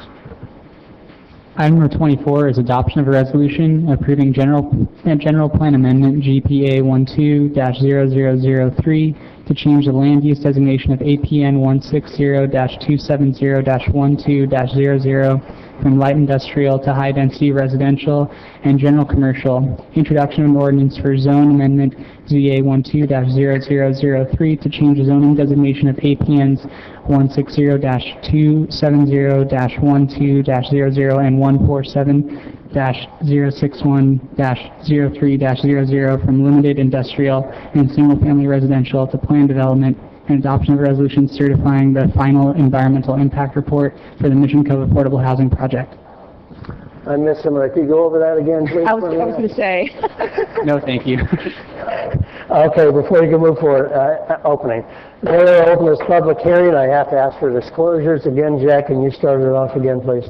I'm hoping for a short presentation because we need them to get out there and start digging. We've heard about this for many years, and finally I think we're getting to that point where it will begin. So heard from everybody about it, and I have not heard negatives regarding this. Staff and public and employees of the project. Over the years, quite a few contacts, mainly staff, Housing Commission, Housing Department, other different people, most of the people in the audience tonight, and certainly supportive. And with that, I'll pass it. Housing Commission, staff, lots of input from the public and the developer.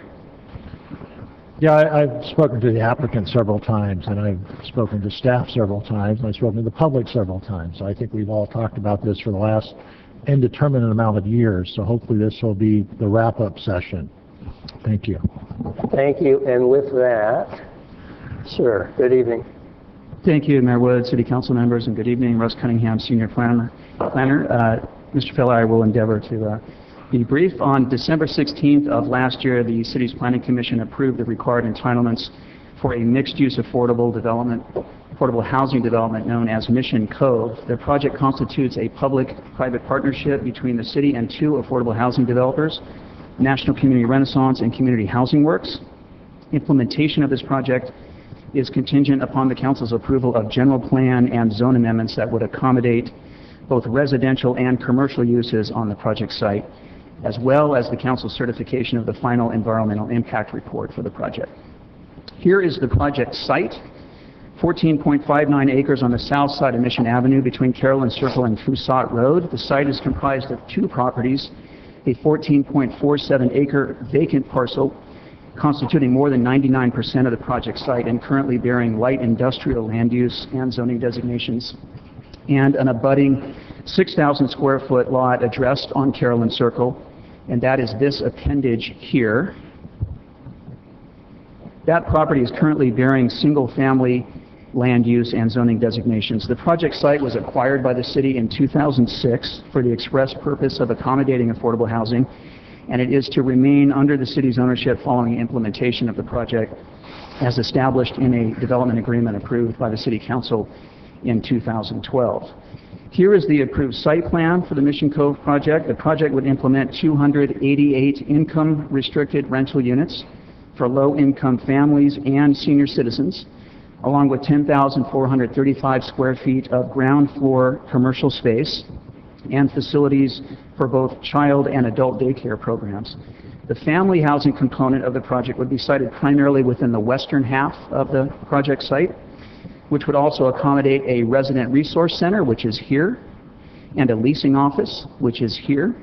The senior housing component contained within a single atrium building located here in the center of the project site, and a commercial component that would comprise the ground floor of a mixed-use building located in the eastern half of the project site. That's over here. Above this commercial component would be 2 additional stories containing 26 family apartments. The project before you this evening is the product of a public planning process that began in 2009 with 3 community workshops conducted by Housing Division staff and RRM Design Group. These workshops were intended to inform stakeholders of the city's intentions for the property, to address stakeholder concerns and questions, and to solicit stakeholder input on project design. These workshops resulted in the Mission Avenue Affordable Housing Mixed-Use Development Vision and Strategic Plan. It's quite a mouthful. This plan includes a vision statement, planning principles, development guidelines, and a preliminary preferred alternative, all meant to ensure, first and foremost, that the land use and development of this site be compatible with the adjacent single-family neighborhood, both visually and functionally. Approved by the City Council in March of 2010, the vision plan provided the basis for the Mission Cove Planned Development Plan, and it has since been a key resource for staff in our review of the proposed project. Tonight, we recommend that you approve the land use and zone amendments necessary to implement the Mission Cove project, and that you also certify the associated environmental document. Before you is a resolution that amends the general plan land use designation of the 14.5-acre parcel, changing this property's designation from light industrial to high-density residential and general commercial. This change would enable residential densities approaching 20 dwelling units per acre, ground-level commercial uses, as I mentioned, in the mixed-use building, and the aforementioned child and adult daycare operations. The single-family component here, the single-family property on Carolyn Circle, where drainage facilities would be sited, that would remain under its current land use designation. Also before you is an ordinance that amends the zoning designations of both of these properties, changing the zoning of the larger site from limited industrial to planned development, and the zoning of the 6,000 square foot single-family lot from single-family residential to planned development. These changes would place both of these properties under the purview of the Mission Cove Planned Development Plan. And finally, there's a second resolution before you that would certify the environmental impact report, and that certification essentially attests to all environmental impacts associated with the project being mitigated to less than significant levels. So we're prepared to provide as much detail on this subject as you care to see and hear, but for now I'll just summarize our findings. This project is consistent with general plan policies and zoning standards. It meets federal requirements for development within a designated floodplain, as well as regional standards for stormwater management. The project mitigates impacts related to cultural resources, biological resources, and geology to less than significant levels. And finally, and importantly, the project fulfills the promise that this city made to stakeholders roughly 5 years ago with the adoption of the vision plan. That vision plan and that process assured stakeholders that this project would be a good neighbor, that it would be compatible with the adjacent single-family neighborhood, an attractive addition to the Mission Avenue streetscape, a balanced mix of land uses that would bring both vitality and stability to this segment of the Mission Avenue corridor. With generous setbacks from the adjacent single-family properties, high-quality terraced architecture that evokes Mission San Luis Rey, ample and conveniently located parking spaces, abundant open space and landscaping, and a site design that promotes engagement, among residents, natural surveillance of common spaces, and safe and intuitive pedestrian access, we believe that this project will be that good neighbor as promised, and we thus recommend approval of the requisite land use and zone amendments, as well as certification of the final EIR. So thank you for your time, and we welcome your questions and comments. Thank you very much. Have a seated sidebar, and we'll go from there to the public. This is a public hearing item. Any members of the public wishing to speak on this item, they come forward at this time. Mr. Little, you come forward as well. Hi, Willie.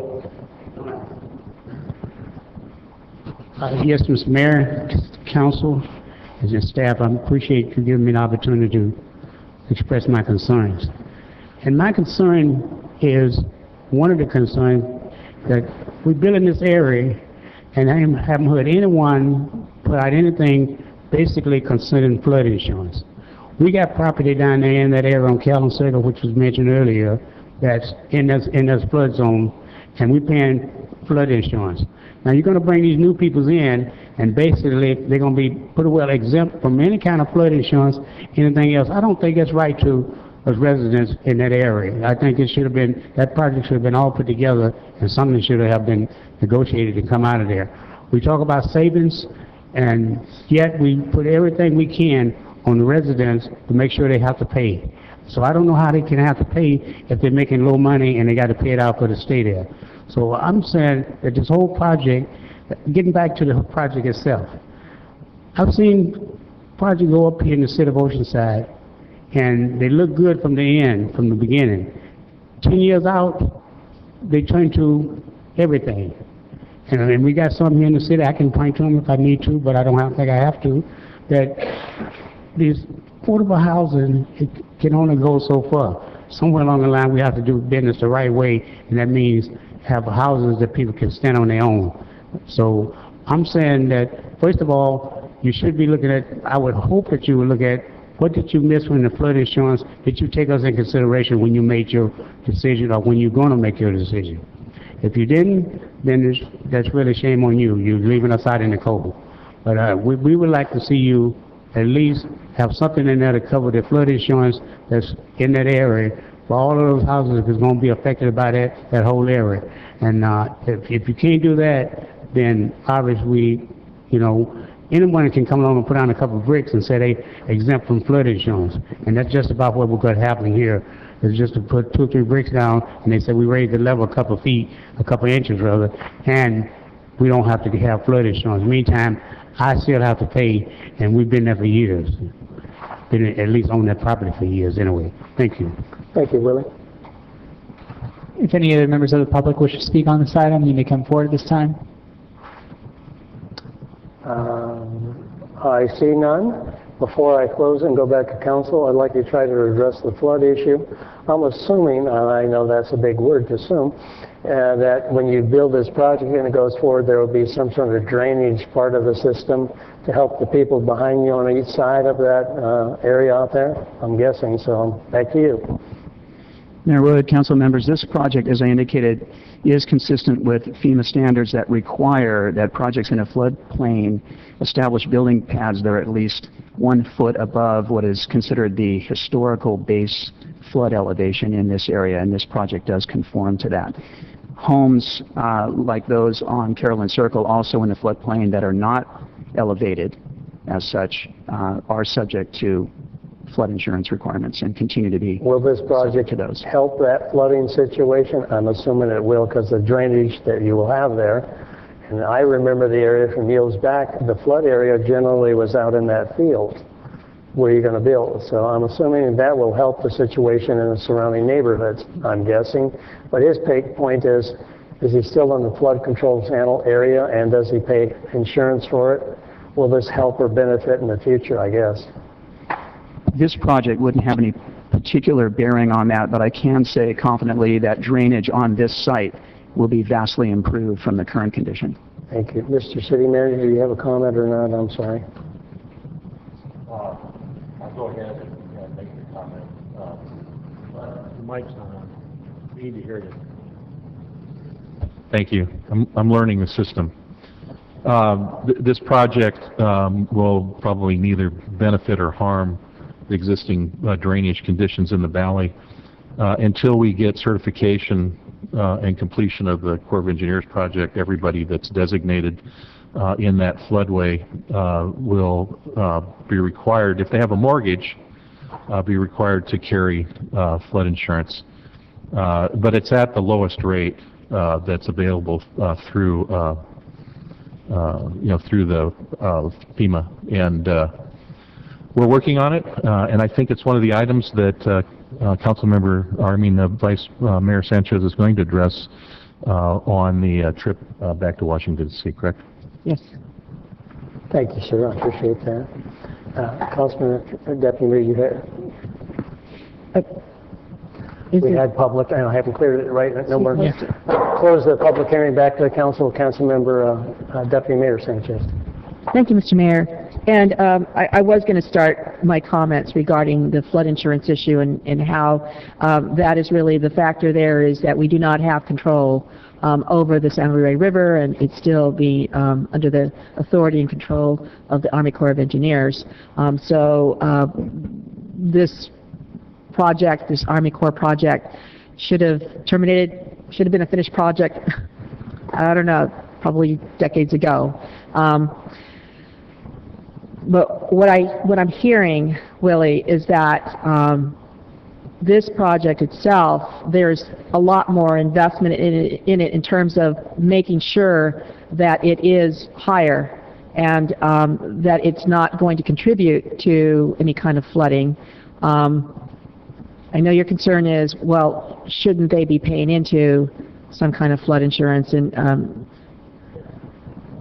also, your other comment is, will they have to pay flood insurance? And staff's response to that question was?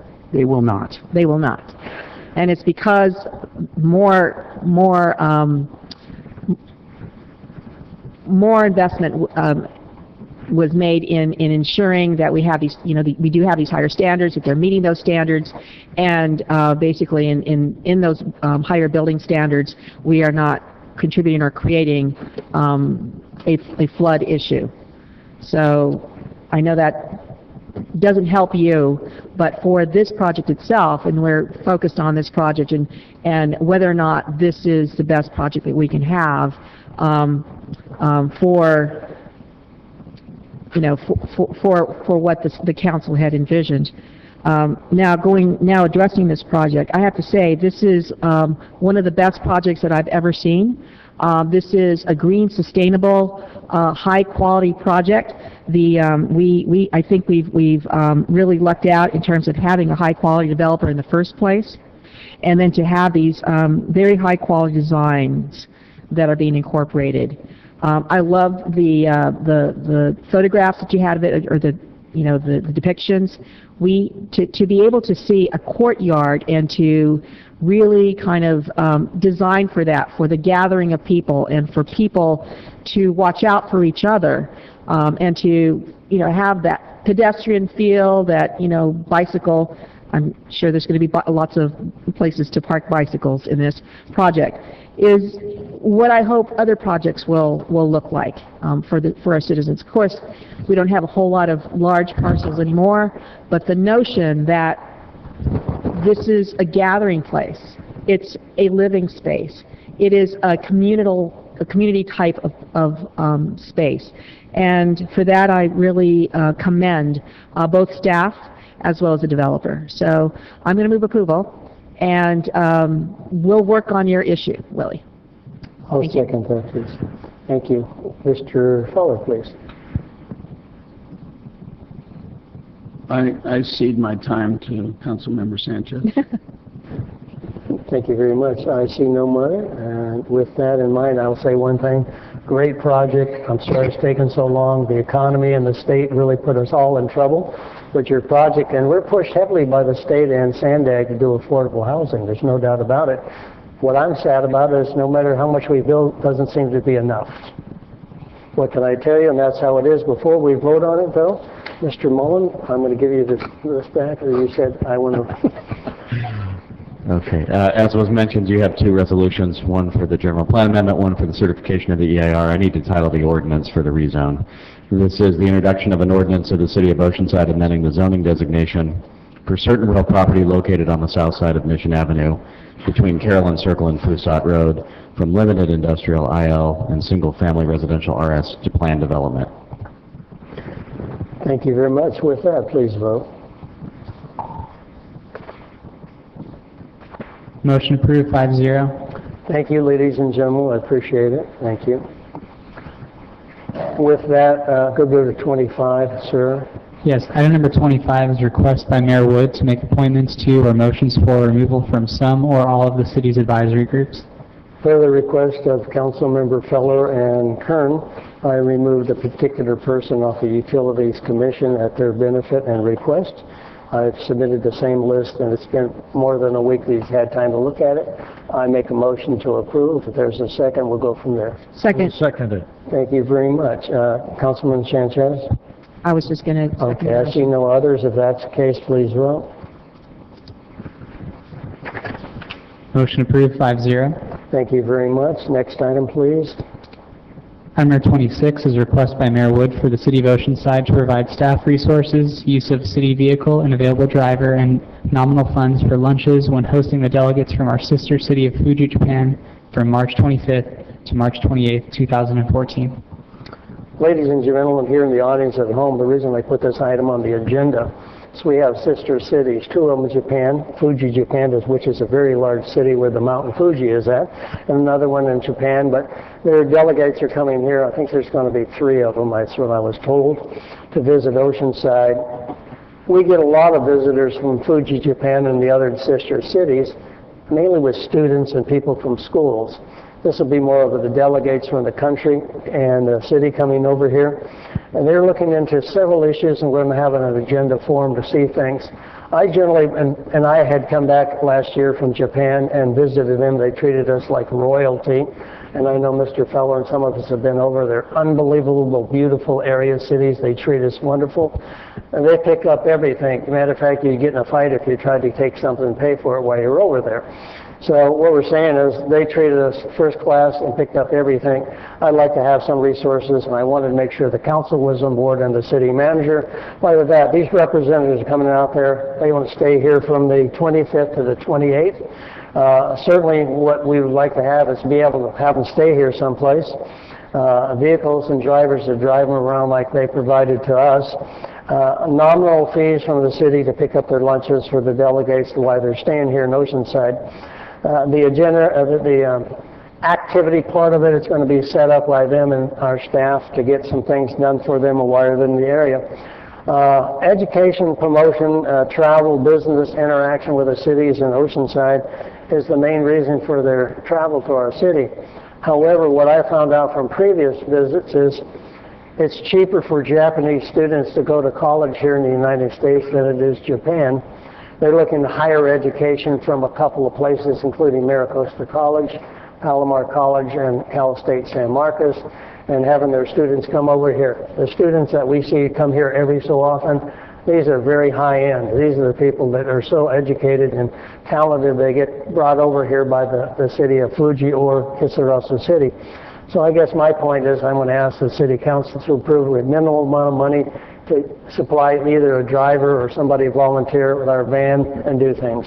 With that, there's any public input and or from the council, that's what it's here for, and I wanted to make sure you all had a knowledge. It's a win-win situation for all of us for the cultural aspects, and they're a very, very prominent and very nice sister city. When I was just over there last time to visit them, when I was leaving, their other sister city was a mainland China city, and that kind of interconnects us too with the Chinese aspect. So that's why I'm saying it, just to say cordial, to have some time, effort for our staff, our council to have some dignitaries to meet them, which they always do, but also maybe pick up some of their lunches like they always did for us.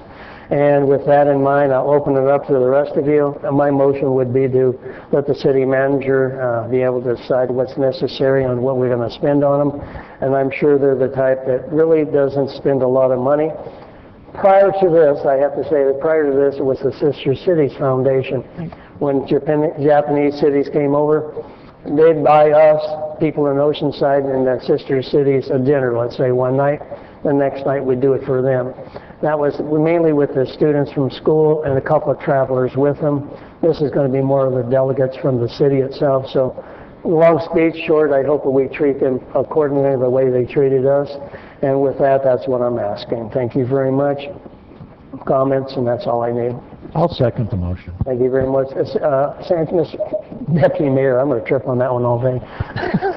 Thank you, Mr. Mayor. Yes, and you started to give that history about how we once did have a Sister Cities Foundation, and it was for many years. I want to say it was probably 30 years or longer. 20 years at least for this city. 22. 22. Well, it felt like 30. But it certainly did feel like a tradition. With the dissolving of the foundation, the Sister Cities Foundation, what we have left was the celebration that we have every year with the notion of doing it with American Samoa. So we have the Samoan cultural celebration every year, and they have really kept that alive, and it's been wonderful to have that from our community, our Samoan community. It's been wonderful. For this is more different, but and actually just as important to maintain the Sister Cities activities. Mayor, you're suggesting nominal cost, and it sounds like it's going to be around $2,500 or so. We get a lot from this, so I'm going to be supporting your motion. Thank you. Thank you very much. Councilmember Feller, please. They typically treat you to everything but flying. When we have gone, you can't get transportation paid for by anybody other than your own wherewithal or your own family for these trips. So if we can get there, that's how they treat us once we're there. They helped us with our rooms, our transportation, meals. I don't know what this is going to cost. I think we need to leave it open a little bit for the city manager to calculate. And I think they are gracious guests and even more gracious hosts. So I support this. Thank you. Councilmember Fellaini, please. Thank you, Mayor. Generally, I'm supportive, and I think we need to maintain our sister city relationship. I was just confused on one point. Who's paying for the lodging? Is that part of this request, or is that just they're getting it on their own? I didn't understand that. If I may, and the city manager can speak, generally speaking, our hotels here will provide them a stay. Okay, so we're not covering that part. No, it doesn't. Okay, yeah, then the rest of it just seems very miscellaneous, and I have no problem supporting it. Thank you. Sorry, sir. I don't have anything to say. I think it's a great idea, and I'm really looking forward to the cooperation, particularly between Maricosta and the possibility for student exchanges. That's exciting. Thank you on that. I don't know if I need something. We probably don't need a big van either. Only three. Maybe a Prius.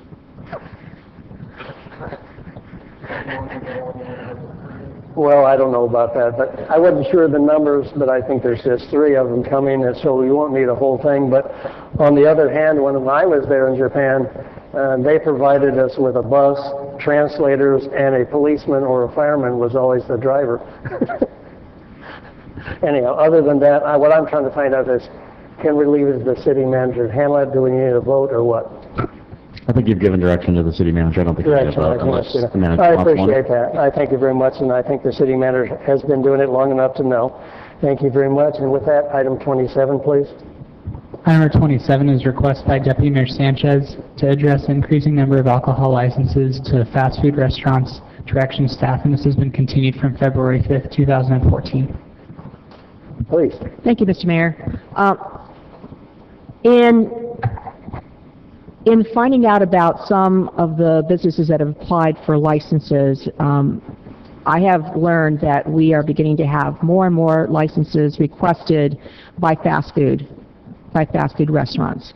Now, my first job was at a Jack in the Box, and I was 15 and a half, and pretty much most of the staff were students from high school.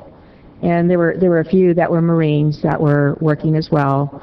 Certainly the owner, of course, was much older.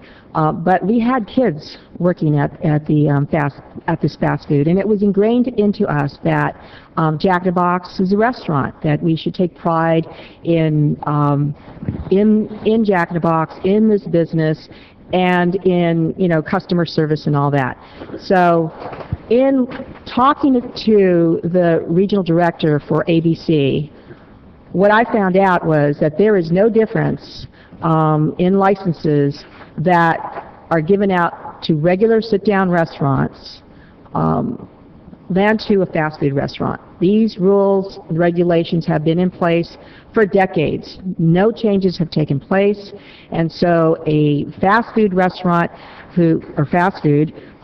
drive-through, even though you can't order your beer or your wine at the window, you would be able to get out of your car, order that, and later on, if you wanted to, put in a refrigerator and sell it by the bottle or by the six-pack or whatever. Now, we have started to have more and more fast foods restaurants applying for liquor licenses. I believe we have at least 5 now within the city. And while that's not a lot at this point, we probably have several hundred fast food restaurants in Oceanside.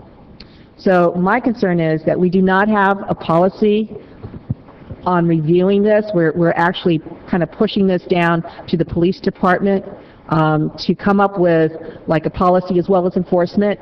And I don't really think that that's fair to the police department. I think that we should look at this and put out a public process on what it should be, what rules should be in place in terms of whether or not we're going to allow every single fast food restaurant in Oceanside to be able to sell alcohol. That puts a lot of responsibility on the people working to be able to know when to stop serving. We don't have any kind of education requirements at all, and frankly, I just don't think, for me, I know that a lot of kids end up congregating in fast foods places. It's not designed or not set up as a place where you can, you should be able to drink. And I think it changes the image also for us. Having microbreweries and having kind of destination places for Oceanside and having those, as something as part of our tourism, that is something that I, do support. But in terms of having every single fast food restaurant be able to go ahead and get a license does bother me. And while I understand that the latest one actually had a license for a few years and then decided to let it go and is again applying for one, I understand that is, the kind of like special to that. We're really talking, and I'm really talking about all of these potential restaurants, fast food restaurants, where you see kids by themselves and having the presence of alcohol, again,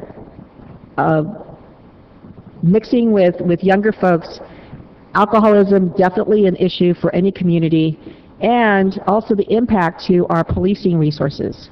So I think this is something that we really would like, what I believe we should look into, and what I'm asking is that, and my motion would be to set up a process, a public process for coming up with a policy to address these issues. That's my motion. Thank you very much. Public? Yes, we have one member of the public wishing to speak on this item. At this time, Eric O'Leary may come forward. Hi. Good seeing you again. Good evening, Mayor and Council members. My name is Erica Leary. I am the Program Manager of the North Coastal Prevention Coalition. Works in the cities of Carlsbad, Oceanside, and Vista to reduce the harm of alcohol, tobacco, marijuana, and other drugs. I'm also, I think 18-year resident of Oceanside now. Time just flies. It's always a pleasure to have the opportunity to speak before you on a topic that's near and dear to my heart, and I appreciate Councilmember Sanchez bringing this issue up. In my brief review of the ABC website, Oceanside currently has 274 retail alcohol establishments. That includes both stores and restaurants. And that divides up into approximately 57 that are off-sale beer and wine, so that's convenience stores, gas stations, 7-Eleven typically. 54 that are off-sale general, oftentimes your supermarkets, the new Walmart neighborhood market is an example, as well as all the liquor stores we have. Then we have 98 on-sale beer and wine, and that's probably what Councilmember Sanchez is talking about this evening. That can range anywhere from a Denny's to a Chipotle to a Submarina to Cherry Cafe. We have 38 on sale general. That's the restaurants with the full alcohol license. 8 public premises beer and wine. That's where no minors are allowed. And 5 public premises general. That's full liquor where no minors are allowed. And it's true that the ABC recognizes the authority and also encourages local cities to adopt zoning ordinances using their land use authority, such as CUPs or deemed approved ordinances that several San Diego cities are looking at, to regulate businesses within their jurisdictions. These ordinances help establish community standards for operation and provide local code and law enforcement officials with additional tools to address local concerns. And Oceanside doesn't have a comprehensive approach to this as of yet. They have limited CUP requirements for certain types of businesses. And the recent Walmart opening provides an example of why it might be a good idea. The ABC has limits on what kind of conditions they can place on businesses, and they were able to restrict no outdoor advertising of alcohol, but could not impose any conditions about the internal displays. Walmart management had said that they would keep alcohol isolated in a specific area of the store, but as they open, they have apparently changed their mind, and alcohol is stacked in various locations throughout the store. And the city has no teeth to follow through with them on their word. Right. So there's lots of different options. We don't have time to go over all of them this evening. I see I'm already on a yellow light. And Councilmember Sanchez is correct in that the ABC sees these licenses as very similar, where we could impose additional rules and regulations here for our citizens. Sorry, my time is up. Be happy to work on this issue further. Thank you very much for your time. Thank you. No further public on this item. Thank you very much. Back to the council. Councilman Feller, please. Did you say me? Thank you. When I bought Portasubs in '94, the prior owner had a beer and wine license for Portasubs, and I questioned that because it's a sit-down restaurant, it's fast food, but it didn't make any sense other than maybe he was using it for his own he was maybe getting beer cheaper or something, I don't know, for his own use. It wasn't a big part of it, and I probably lost a lot of money by letting the ABC license go on that. I'm not sure that we are being fair if we regulate restaurants. Maybe if they have a drive-through window or a that type of setting. I mean, I don't know how to figure this out that would be fair to existing small sit-down restaurants. Considering we just opened Hello Betty's, we've got all of these other restaurants that are throughout the city. Sit down. I mean, Anita's. I mean, everywhere you go, they're all. That's a type of restaurant. But if if it was a drive-through window or something along that line, I would see you know, I can see something there. The other thing that for me was, with my restaurant was, I had to have somebody 21 there all the time to operate and sell alcohol, and I just said, you know, that can't work. My daughters are 14, 16, and 17, and I had to have them work to pay their rent. So anyway, that was there's a lot of regulations that go on as far as owning a business that sells alcohol, and I think that's not only by our police department, but our by the ABC. So, you know, if you can wiggle something out of this that, you know, maybe says Jack in the Box can't have alcohol sales, or I don't mean Jack in the Box, but drive-through restaurants. Maybe that's something to look at here. Excuse me real quick, you're up, Mr. Kernan, but you didn't get a second, I guess. I'll second it, we can discuss it. I'm sorry, we thought we had a second. The other thing, I'm sure you're probably working toward that staff, ABC, the police department, some group Right. will get together. So, okay, I'm sorry. With that, Right, Mr. and Kernan? I do apologize. I did mean a whole public process. Thank you, Mr. Mayor. I know we have other council members waiting to speak, but I just wanted to quickly address the Councilman Feller's comments about sit-down restaurants. This wouldn't be applying to sit-down restaurants. And I know we'd have to work on a definition, you know, to make sure that it doesn't impact. Well, there's a lot of fast food sit-down restaurants. I mean, Well, Jack in the Box is a sit-down restaurant too. So, but I think that in coming up with this definition, that is what I would like to see as part of this process. With that, Mr. Kern, please. Thank you, and I think that's the most important part, that you have to have a definition. The idea that we have a lot of limited service restaurants that serve alcohol. Swamis, you go to the counter, you order your food, drink, and they bring it to you. They don't have a waitress that comes to your table. Just, you know, have somebody, the wait staff comes in and just delivers your food. So it's a very limited service restaurant. And a lot of these places are, I mean, the little taco shop out where I live off Douglas, the same thing. The idea that you walk to the counter, you order your food, sit down, and they bring it to you. So it's a limited service, but it's not fast food. I think, you know, one of the easy definitions, if it has a drive-through window, they not be able to sell alcohol.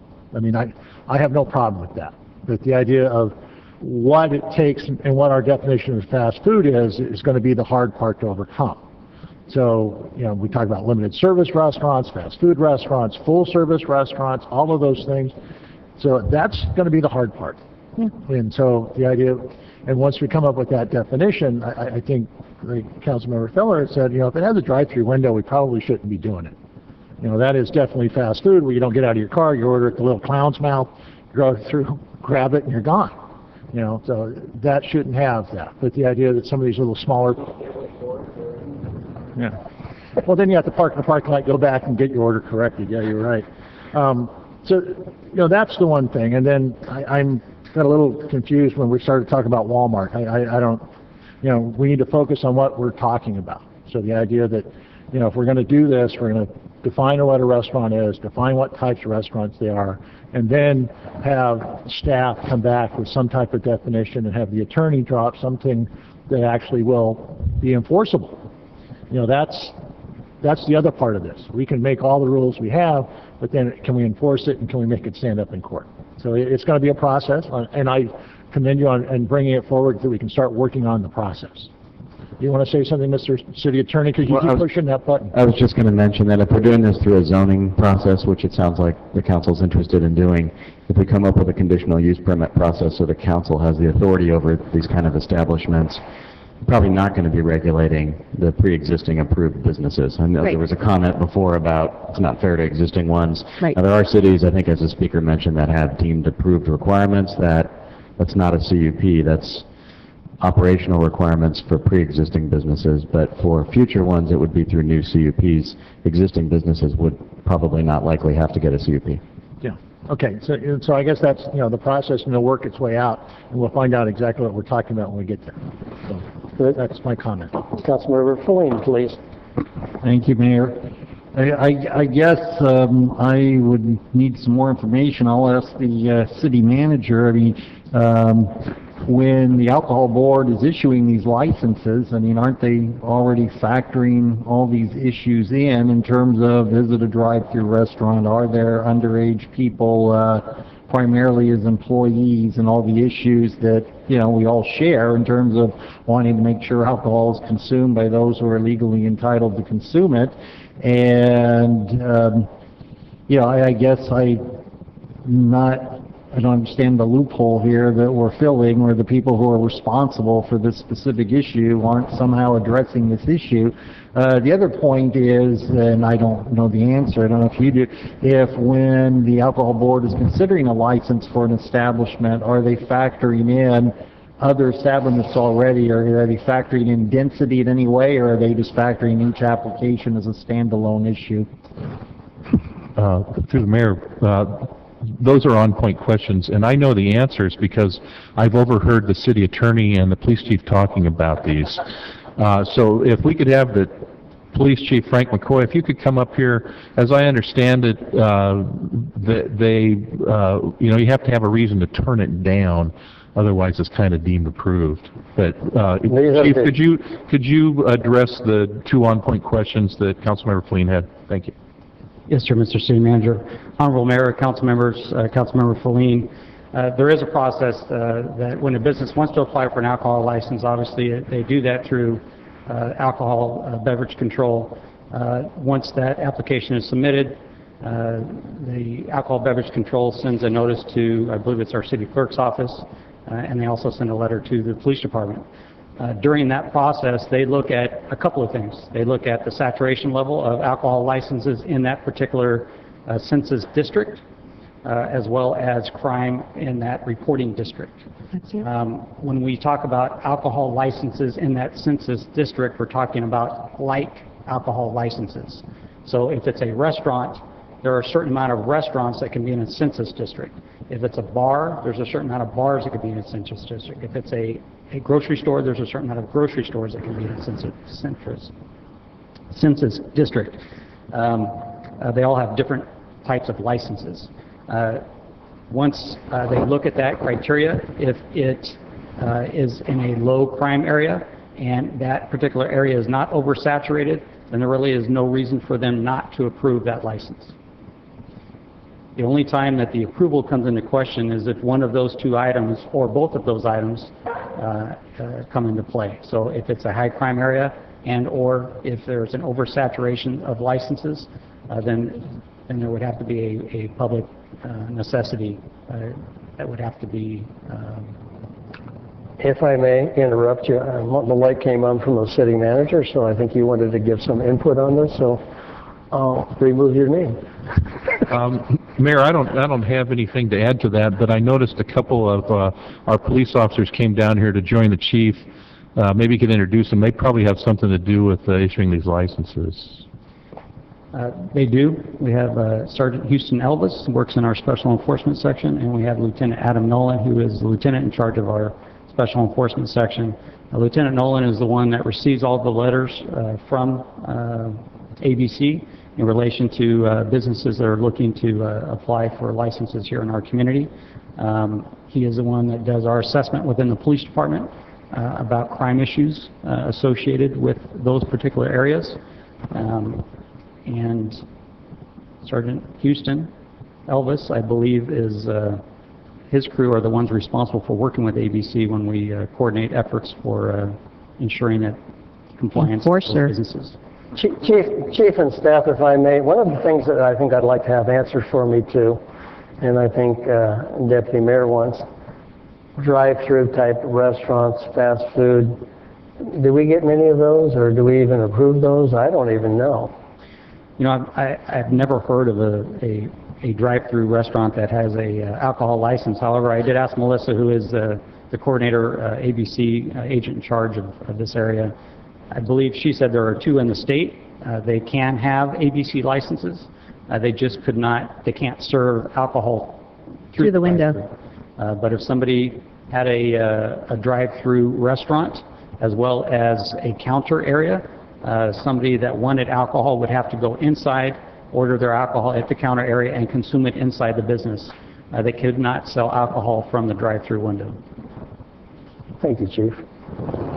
But they could sell it from the store, and they can, If somebody went to a grocery store, they could. no, they could sell it from the restaurant, well, the drive-through restaurant. They don't distinguish between restaurants. Correct. They could sell it from the counter from within the restaurant, but it's for consumption, on-site consumption only. They couldn't buy it and walk out with it. Actually, I did speak with Marissa from ABC, and she said it's the same license as any other restaurant, which means that you can set up a refrigerator and sell for off-site consumption. Of course, we have our rules about transporting open containers, so of course it would be a closed container. But that is what she said, and that is the problem that I think, that is an additional problem for us. And I do stand corrected, Yeah. Deputy Mayor Sanchez. They do have licenses where they can sell for off-sale.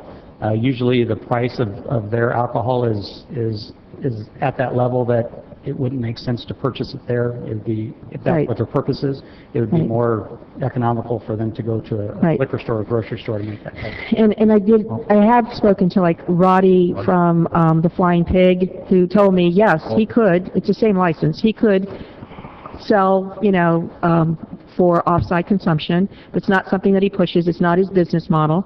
But he is also concerned about the idea of fast foods having alcohol and then being able to just, be able to buy it and it is a concern in terms of the community and its impact to the community, so.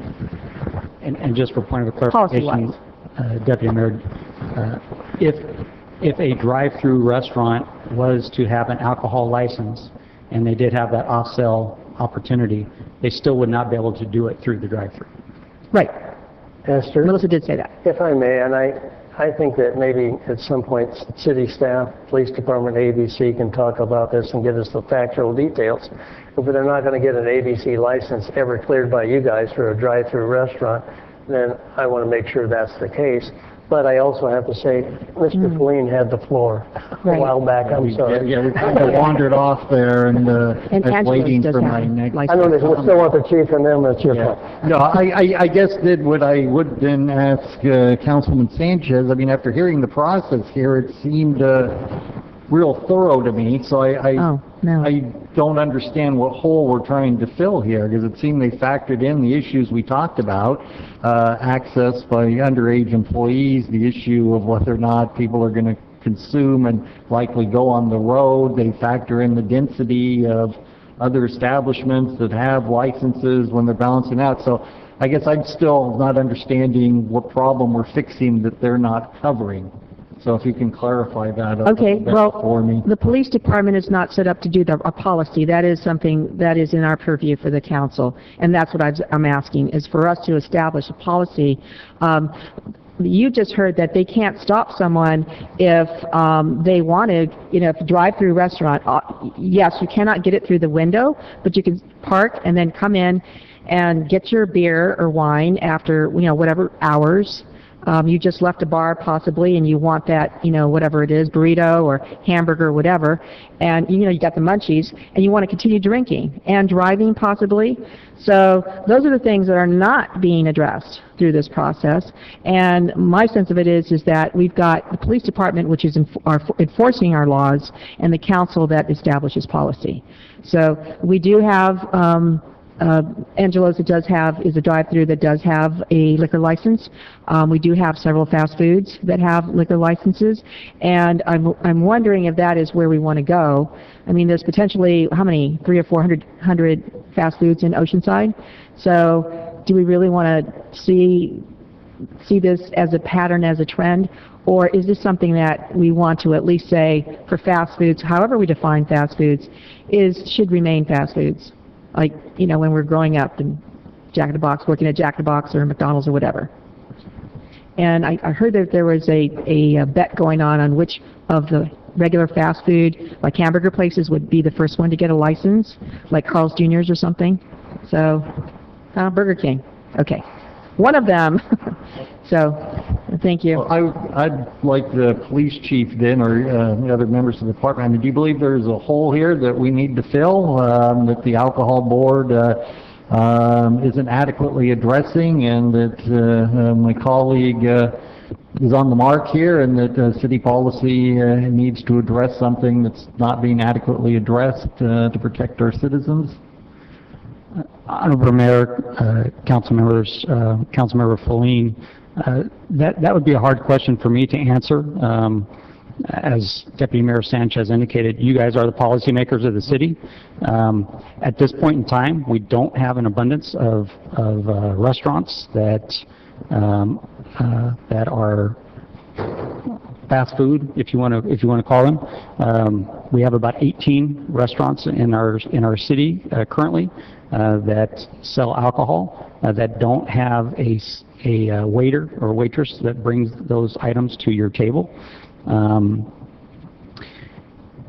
Again, that would be a policy call. Could McDonald's sell beer? They could. Under ABC's definition of a restaurant, they could. Will they? I don't know the answer to that question, sir. But as it stands today, I don't see an overwhelming push for fast food type restaurants selling alcohol. We do have some. We have one that will be coming forward that had sold alcohol before, but we don't have 20 or 30 of them sitting waiting for us to approve. Okay. And I'm sorry, and let me correct that. Not for us to approve, right, but for us to review. Okay, thank you. And Councilwoman, if you could please, or City Clerk, reread the resolution that we're actually going to the motion we're going to vote on.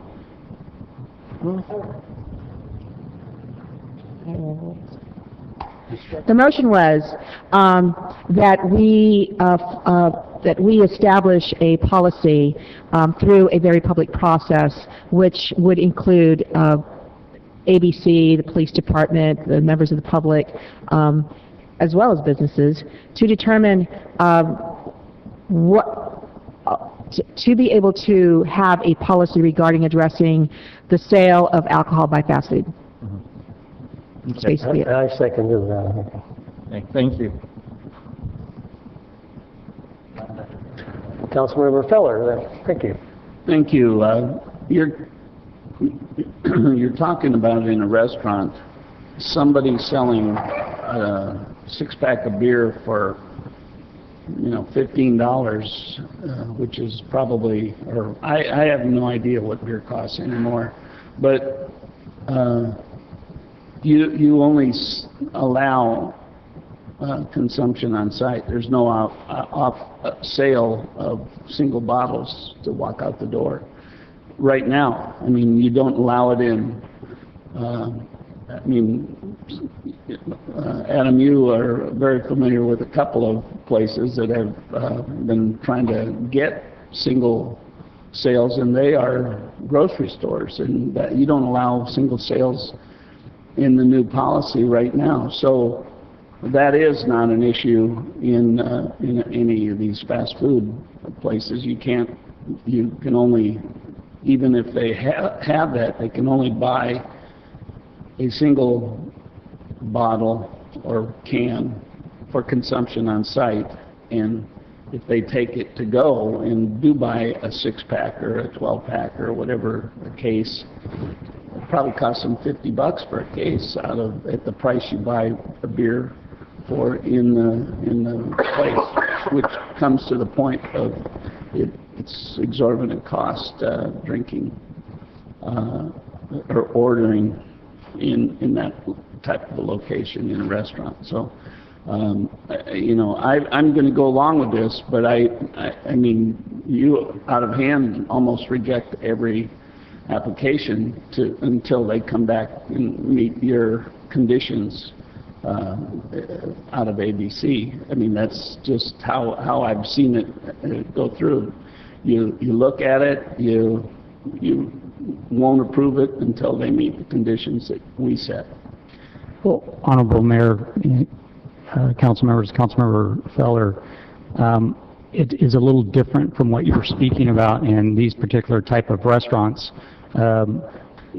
When somebody comes in as a business that's a retail business that's selling alcohol, they have to go through the conditional use permit process, and we can put those restrictions on there. These type of facilities don't fall under that matrix that you set up. Well, then there needs to be some equity somewhere for the restaurants I'll just use a market on Oceanside Boulevard. He wants to be able to sell singles. He's a restaurant as well. He can sell singles for consumption, but he can't sell singles going out the door. So that's what this really has to be looked at as far as going further down the road. And so that's why I'm supporting what what Councilmember Sanchez is trying to do. If I may, real quick, I think this is dragging on, and it's simple.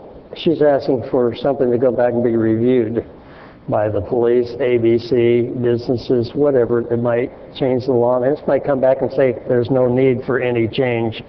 I think it's simple, just saying, let's look at it and get back.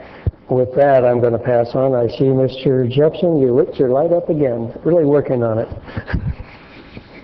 Mr. Mayor, thank you once again. Council members, actually the city attorney, just for the record, told me that the single serving of alcohol is $3. Now we know. That's not at the stadium. That's out the door. This is a policy issue, and this is an interesting discussion, and it probably could go on for quite a while as we're trying to define what a fast food restaurant is. And if we could start with something that we could all agree to, I've heard everybody say we don't want fast food restaurants to have drive-up windows serving alcohol. If we could start with something like that as a starting point, and bring that back, there might be some ground for. We've got some grandfathered in. What did you say? Somebody said there's 18. What would fall into classified fast food people that have these now? Well, not with drive-thrus, but 18. But similar restaurants to that would be grandfathered in, and then perhaps we could look at those 18 and see what's unique and different about those 18. But just start by dealing with the drive-through. It helps simplify this thing for us to start as a starting point. The maker of the motion is Esther. My point is, it seems simple. We've talked a long time because all of us don't know the law. They do, we don't. But I think what she's trying to do is saying, we don't want people selling through drive-through window type of businesses selling alcohol. If that, in fact, is the case, but legally by law, if it got through the system, they could, then we'd have to be policy setters saying we don't want those in our town. That's simple enough, but we want input from other than just us and the police department. We'd like to say it's going back to staff, city manager staff. That we get with the chief, his designees, ABC people would come over and get some public input and come back to us in a period of time and say, you have a good understanding of what we don't want, drive-through window type alcohol. Not like you see down in Texas and a few other drive states, but anyhow. And that's what I think this is simple enough just to send it forward with the city manager's recommendation. He'll look at it and get back to us on a good idea when he has a rough idea. He sat here all night and listened to us. And I think that's what you want, Esther, to make sure that it doesn't happen. Since under the law, they can do it. Well, there has been an increase. It started, and there's an increase. And where do we want to end up?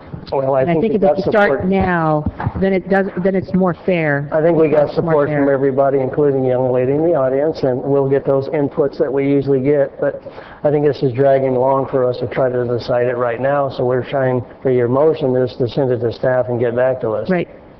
Is that a problem? I think we want to have the city manager say, staff, look at this with all the other people and come back with and say, is this a problem? And if we did a motion here and say we don't want drive-through windows or whatever from your findings, we'll make that decision as policymakers.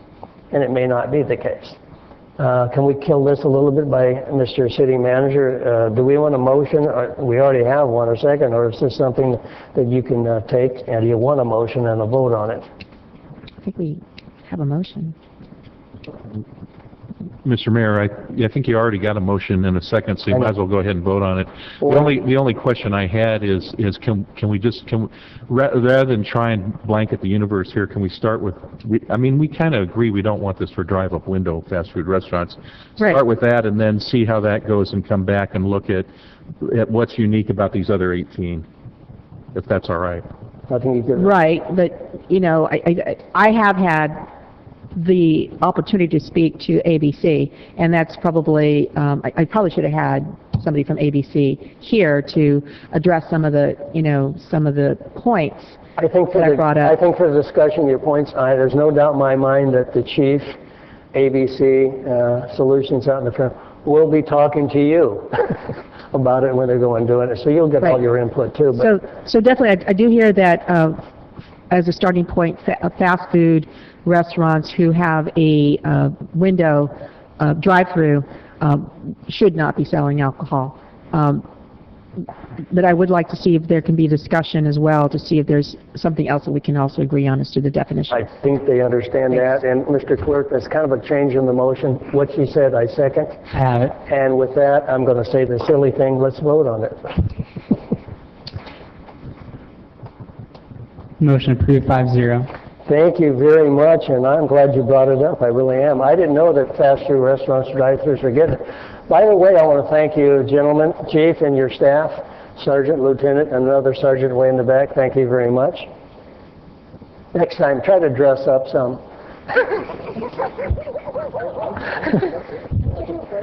Sure. How many? 5? A vote break request until 7 o'clock. Thank you very much.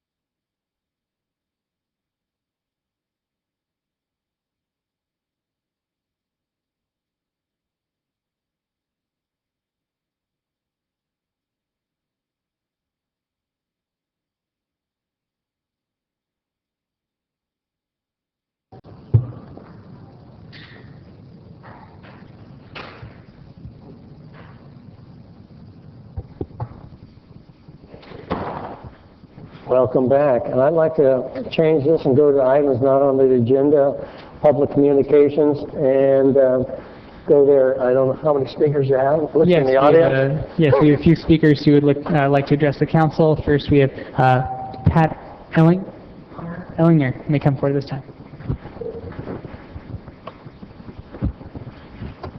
Hi, I'm Pat Ellinger, resident of Oceanside at 4452 Old River Street since 1991, survivor of the ill-fated aviation flight school experiment in the late 90s, planes overhead from 6 a.m. to 10 p.m.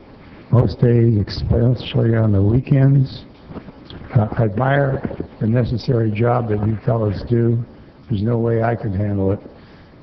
What brings me here tonight is there was this paper in the Union Tribune that says, noisy low plains irk East Lake residents. And I went, what? Not again. So I thought I'd better come down here and express some things that I do know. I know that I don't like noisy leaf blowers, but they only last like 5 minutes, and usually they're not every day. Recently there was a noisy leaf blower in the past weeks circling my house, but it was an airplane from municipal airport, and I suspect, based on my past experience, it's probably a rental.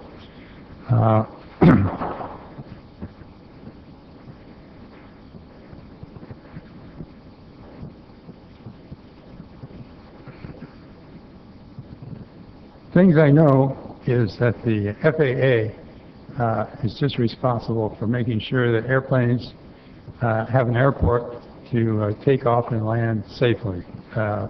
When you talk to them about noise, they may say something about it, but they're not going to do anything about it. So what's important is that you have a noise abatement program that works. And the two things I know from past experience is planes got to take off to the west, follow the river, go out to sea, and get up to altitude.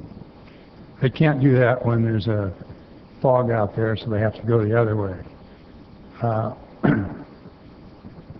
You guys are responsible for the noise abatement here. I know you've hired some people to run the airport. I don't know what they do with their leases, but it seems to me that in terms of a follow the river, if a pilot cannot bank his plane so that he can see how the river curves, he doesn't do very well. And so maybe there ought to be a test before you give a pilot a lease to use this airport if you can't do that. The second thing, and I know I'm running over time, but I've waited a while, and you guys beat the open window for a while, but I'm about finished. Things that should be prohibited is touch and goes. That should, if you're going to do touch and goes, that should be in the lease. If that's not allowed, otherwise your lease is canceled. You shouldn't allow people to rent. Some people get a plane and they want to defer the cost of it by renting to people, but you don't know what the pilot is that they're renting to and how you're going to check that. I'm not against airports. Most pilots are courteous and polite, but there's some that just like to, go up and down and circle around. So, since it's a municipal airport that you guys are responsible for, if you can get your managers to make sure that there's provisions in the leases so you can cancel a pilot or a plane that's not obeying the rules, that'd be good. Thanks for listening. Thank you, sir. Just a comment. On March 19th, I think, is when the airport operator is going to come and make his annual presentation to the council. So that would be a good time to come back and express your opinion there with the airport operator. I think it's the 19th. I'm not sure. Well, I know that when it wasn't controlled, it was really miserable. Thanks. Well, we're not supposed to address it, but we have like 500 written complaints right now on one plane. One plane, and that's the skydiver. Tsunami skydiving. Well, yeah, I can see where that is. That's just one plane. I think what it is Back to the mic if you're going to talk. Property values are probably going to do more for you financially than that airport's ever going to do. And the reason we put the flight school in there was to kind of defray the expenses of the airport. And it was a bad decision. And it might be that having these parachute guys seemed like a good idea at the time, but it might not be working out very well for them. And the other thing that I didn't mention is, when I was in this last time, there was like 30 people using the airport, and 8 of them lived in Oceanside, so. Thank you, sir. I appreciate it.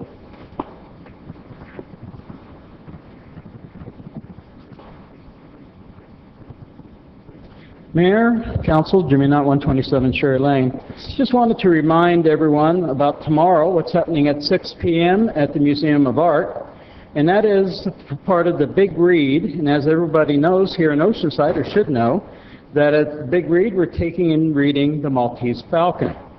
And tomorrow, we're going to have an opportunity to listen to the granddaughter of Dashiell Hammett, I believe his name is. I can't remember it off the top of my head. Yes, Dashiell Hammett. And that is Julie Ribbett. So at 6 o'clock, you can be there and see The Maltese Falcon, the movie itself. And remember, the seating is limited and on a first-come, first-served basis. So just wanted to take and remind the public of that. No further public on this item. Thank you. Item 28. Item number 28 is a request by Councilmember Kern to obtain council concurrence on a letter to the Metropolitan Water District, Chairman and board members regarding the Metropolitan Water District's proposed budget and rate setting process. Thank you. I'm going to make a quick statement, then a motion. I think we have one speaker on this. As you know, Metropolitan Water District this month began its public rate setting process for 2015 and 2016. And is proposing a rate increase of 1.5% per year. MWD management is proposing these increases in wake of 2 years of excessive revenue collection, in which Metropolitan collected $600 million more than it needs to meet its obligations in their rate stabilization fund. So, and it's projected to reach $800 million, which exceeds their reserve limit by $320 million. Despite the significant cash pileup, the MWD management also plans to ask for its board to suspend the property tax limitation again this fiscal year, which is collecting another $4 million.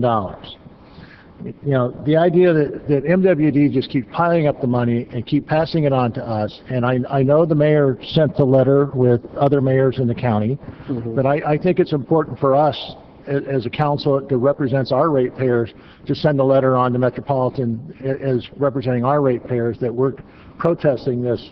I don't know, it's extortion. I mean, the idea is just very excessive amount of money that they're collecting for no apparent reason. To be, you know, I wish we had $320 million just in reserves, not $320 million in excess reserves.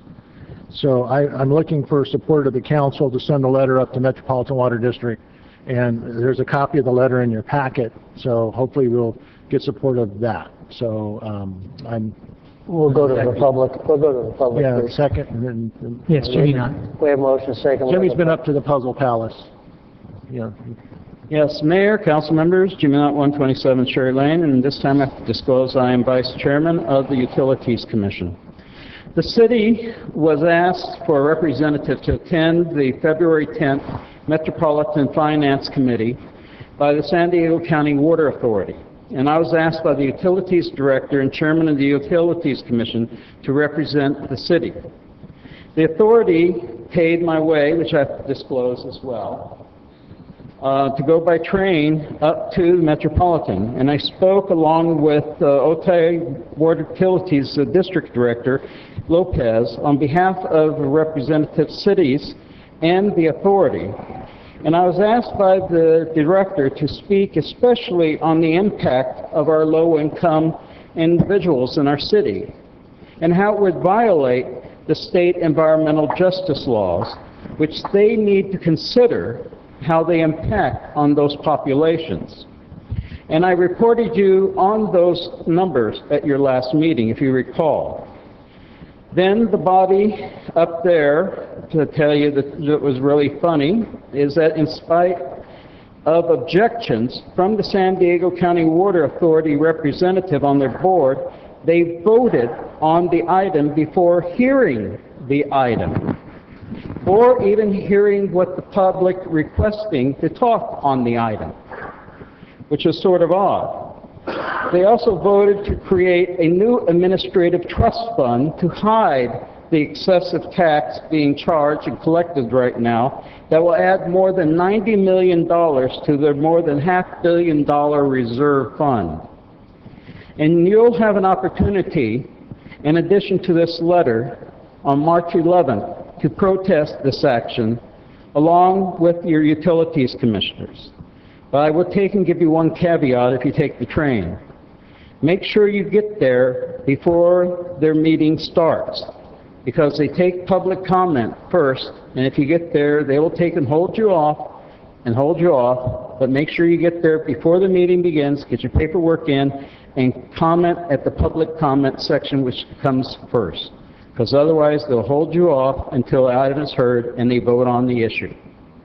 Thank you. No further public on this item?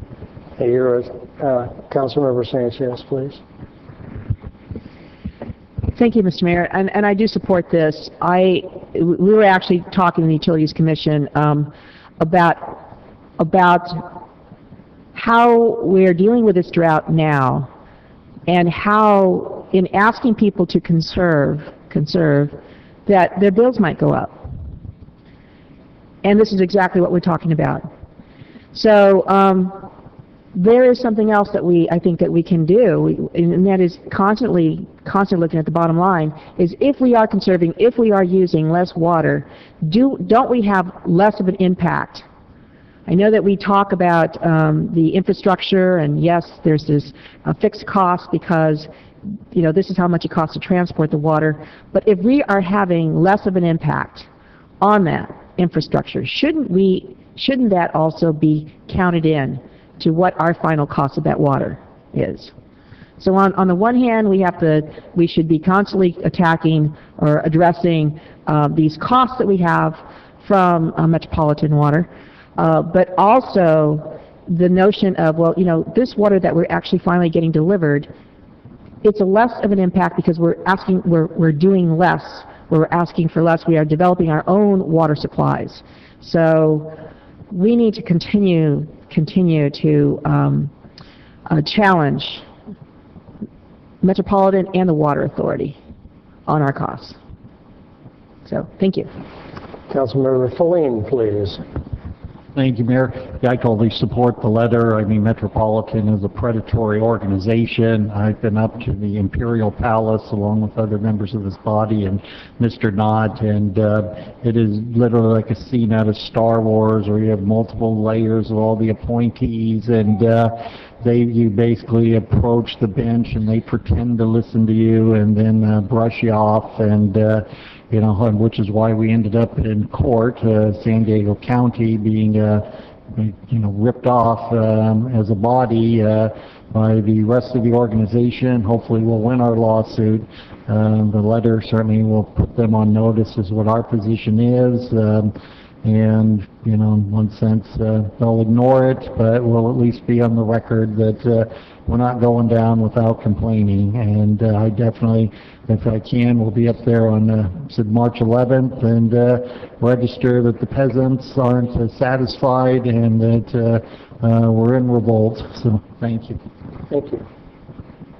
Jackie, you have anything? No. Well, ladies and gentlemen, I've been here like 12 years on the council. I've never seen something so blatant as the Metropolitan Water District. I really mean that. It's hard to say it. It really, truly. I've never gone to a place as a mayor of a large city with other councilmen, Mr. Feline, Mr. Knott, and most of the representatives of San Diego that went to the Metropolitan Water District, they treated us like we weren't even there and didn't care. And you hear about the amount of money they have in reserves, even over that amount of money, and they keep giving us constant double-digit rate increases all the time down here.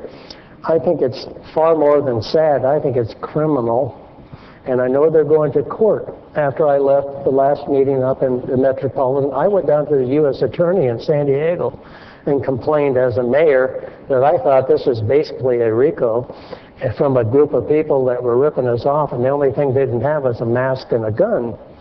So I was really upset, but I think this letter is fine. But I signed a letter just recently with all the mayors from San Diego County. They didn't listen to that either. I don't think they'll listen to our letter either. I think what we should do, and my representative is here, is going to be you, Mr. Kern. I think we should send a letter to the U.S. Attorney in San Diego and say this needs to be looked at as a criminal complaint. Basically, if nothing else, embezzlement and other things. And I really mean that. It's sad, but one person, me, didn't pay off at the U.S. Attorney's office. You know, they kind of lock you off, and that's why we're in court. But I think the next step that we should do besides court is having something that will scare all the people on the Metropolitan Water District and saying somebody's looking at our criminal charges. So they don't care about a fine, they can pay it. They got enough money to pay any fine there is or pay any court proceedings, so they're not worried about it. If they ever found out that the U.S. Attorney's Office is maybe looking at it for criminal charges of what they did, you'll see people that sit on that Metropolitan Water District be very, very concerned about what's going on. I'm just talking that way because I don't know how any other group or municipality can scare them in any way, because they're certainly not scared by all the mayors of the San Diego County. And I think our letter would be in the same filing system, a round trash can on the floor of their office. So, I mean, I can't speak out enough against this group and tell you that it's sad. And the reason I think you should know is if your water and rate bills have gone up 106% over the last few years, it's because of the Metropolitan Water District, and they still want to go up again and again. And it's not for the water, it's the transportation of the water, pushing it through pipes, that's all. So again, I'm on board. I think we should have situations where we all don't have to sign it. We send our own letter, but this is a prime example that it affects all of our constituents out here in the city of Oceanside with the rates, especially seniors on fixed income. So I'm willing to sign the letter too. I would ask one thing, that somebody like a template is made up and or the city manager or city attorney write it up and proofread it first before we send it off, because I think sometimes we're a little too angry to write them ourselves. Have it on cover if we don't say something inappropriate in a letter, but I think this reviewed by these two gentlemen. That's all I have to say, and thank you for bringing up. You're last, Mr. Kern, so it's yours. No, I think that all of the comments that have been made, you know, the Metropolitan is a predatory organization, and like Mr. Knott said, it's kind of like going to a trial where they, you know, the defendant gets hung, and then they say, let's go back and have the trial. So the idea that, you know, we need to keep just adding our voice. I think that's the only thing that we can do. I know the Water Authority is very active in protesting these rates, and we do have a lawsuit considering the wheeling rates, and we should have a decision on that hopefully within the next couple of weeks. And then, you know, the appeals will start, but at least we'll have a clear idea where the courts stand. So with that, thank you. If we can, do we need to vote on? We did vote, you know, well, we made a motion to do the letter and vote. Please vote. Motion approved 5-0. Thank you. Mr. Clerk, I pushed that a little slower and later tonight, but could go item 29, city manager's item. Yes, item number 29 is a request to approve a memorandum of understanding for regional marketing and economic development collaboration between the cities of Oceanside, Vista, San Marcos, Escondido, and Carlsbad, and authorization to allocate $35,000 towards this effort. Mr. Mayor, council members, thank you. I'm going to keep this short, but I would like to encourage the council's support of this very important regional effort. This has been worked on for some time, precedes me, and it is a collaborative effort between the cities of Oceanside, Vista, San Marcos, Carlsbad, and Escondido. They have agreement in principle, and what is before you and what you're being asked to approve is a memorandum of understanding that's going to have to evolve into a contractual agreement between the five cities. The effort focuses on economic development. It is job-based. The group is looking for technical assistance. They're interested in branding, promotion of the five cities along the 78 corridor, in sharing leads and marketing efforts, not just within the state, but other places across the country. The Memorandum of Understanding anticipates working with the San Diego EDC, primarily because they have the expertise on staff. It's not to lessen our existing working relationship with North County EDC, who will continue to work cooperatively with that group as well. The estimate of the $35,000 is the preliminary estimate that we've been given by the group to purchase this technical assistance marketing effort and branding. So with that, if you have any questions, I'd be happy to answer those. And perhaps the mayor has a couple things to say because he's been a party to these meetings as well. So thank you. I encourage your support. First off, I would make a motion to approve. Second. In a second. I don't think I need to speak more. They were updated recently from a meeting with everybody else. Nothing's changed. It's a group of mayors saying, you know, let's all work together and bring the economy and businesses to here, this location. And the North County is where everything's moving to, because the build out in South San Diego County coming up our way. All the mayors agreed. We did something unique. All the mayors got together, brought all their city managers together and all the EDC staff of all those cities. And what we said is, between all of us, we have certainly a lot of staff and experience, city managers' experience. Let's move forward. The only holdback we had is, do we want to go with North County EDC or San Diego? With the inside investigations into which one we'd go with, we thought the San Diego EDC certainly had a lot better to offer us and a bigger staff, and with the knowledge that they would probably be sending a lot of business north, because there's kind of a build out in San Diego like Sereno Valley is built out. So we're going in that direction. The minimal cost is not that much in the big scheme, $35,000. The last meeting we had with the North County mayors on this issue, I was asked to bring a council member, but I thought it would be better to bring our new city manager back again to talk to him and update him. He was there personally with the other city manager and EDC staff, so I think he got an update on what's going on. He's recommending being involved in this, and that would, I would say, obviously that's a good thing for the amount of money involved, and I think it would benefit all the North County mayors. All the North County mayors are on this particular group, and that's nice. Mainly concerned about the Highway 78 corridor for the traffic aspects, building, community, and housing, and everything else, but mainly trying to bring more business, jobs, et cetera, to our region. That's all I really have to say, and I think you guys had been updated on it, and I think, Esther, you were at one of the meetings updated. But with that, I had a motion. I would say that. I approve it.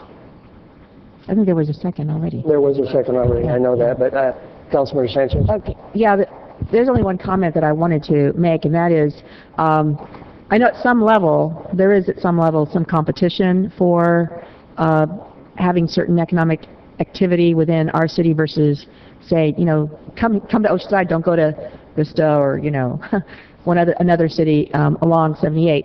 So I'm interested in hearing how that gets resolved, because of course there is at certain there are regional issues, but we're also competing at sometimes. When I went up to the League of California Cities conference and spoke to some of the cities that I thought were hard hit by the economy, were doing really, really well, and they described themselves as stalkers, that they were contacting businesses and would not let go and would hound them until they said, yes, okay, I'll you know, set up this business in your city. And it seemed to me that there was just a real stiff competition for just going out there, grabbing a business and making it happen. So very curious about this part about, you know, going beyond the... Part of the MOU is that we're not supposed to try to do that back to another city. It may happen, but they're not supposed to under this MOU that you have. However, like I said, we were looking at that and it was an issue. In other words, will we steal from another city? It's something that comes up. We're hoping to get referrals to whatever city it might be in the North County. And we're not supposed to go out and try to backdoor somebody else. But with that in mind, what I found out here in this region is outside businesses coming here are unlikely right now. They tend to go to other states. What we're seeing, and I think some of us here at the council found that out earlier in some of their actions, is that we're seeing large businesses already in the area or who have built out are doing satellite offices and, you know, some sort of product that makes it possible for the big one to work. They're finding out a lot of those are going to the same county and North County for those particular items or the little essential things that are built with a subcontractor. And those are the things we hope to draw into this area too. They're not planning to leave the state. And of course, generally speaking, if somebody wants to come to Southern California or San Diego County, they don't call us, they call San Diego, the bigger city. That's why we are joining up with San Diego EDC, because they have more contacts and better staff to assist us in what's going on. I don't have all the answers for this. I think it's one of us where we all sat down and said, let's work together and do something for our North San Diego County. That's why we did it. I wish I had more answers for you, Deputy Mayor, but it seemed to be all the contacts. We've been doing this for several years now. And like I say, it's not just me. We had the city managers of every city there and all the EDC staff. We figured we shouldn't have to pay for something when we all have an EDC staff already, and we're all working together, and all the councils are aware of it, plus the city managers are telling the staff to work with other cities and trying to get these things to North San Diego County, including all the cities that were mentioned, all 5 of us. So we're the big cities, all 5 of us, that have mayors and are larger cities and larger Chamber of Commerce. So with that, I hope that answers some of your questions. If not, maybe the city manager can, because he was there, but I think this is a good thing for the amount of money we're talking about, $35,000. And with that, Councilmember Kern, I'm sorry. No, that's fine. I think part of that answer is that this is a joint marketing effort. The idea that we're not precluding our opportunity to attract business to Oceanside. But when you go up against cities like San Diego or regions like South Orange County, you know, to have an identity of your own in North San Diego County or the corridor that gets them in the door. Once they're in the door, that's when we go to work with our staff to say, okay, Oceanside's probably, you know, the best place for you. Not to, you know, bash the other cities, but to say this is, we need them actually to come across the threshold first before they can look at it and say, okay, this is the place we want to be. So attracting those first-timers or those people, that's what I think this is all about, you know, as a marketing plan. So we're not giving up anything, we're just combining with other cities to actually attract people. The money's really paying for some of the staff that we'll see out of San Diego. The other thing you brought up, just like our letter we just recently sent out to, well, we'll send out to the Metropolitan Water District. It's unique for us to say if somebody wants to bring a business here or do a satellite business in our North County, it's nice to have all the North County mayors sign on a letter. Yeah. That makes them go, oh, that's pretty interesting. That's a lot of power in North County to have all the mayors sign on it. And the staff is also there with our MOU. So I think that'll help a lot of things and clarify. And all of us, all the mayors said is we really want to address the issue of bringing businesses. Let's say it goes to any other city. Our people were working at it, there'll be some benefit to all. Yeah, and we're doing this somewhat at a staff level now with the LoopNet. The idea of somebody contacts the City of Vista, City of San Marcos, City of Oceanside, and so we're looking for this type of property to do this type of business. And before, those cities say, nope, we don't have anything, see you later, and they go down the road. Now with our LoopNet, where we're tied to where the other cities say, you know what, the City of Vista say we can't accommodate you here, but you know what, there's some property in Oceanside that may be working. So the idea that instead of just saying no and turning them away, we keep them in North County. Well, I agree, thank you. And Councilmember, Deputy Mayor Sanchez, I see your lights back on, I'm sorry. Just a thought, Your Honor, that we do have this sharing of identity within the 78 corridor, but we also have a sharing of identity along the north coastal cities.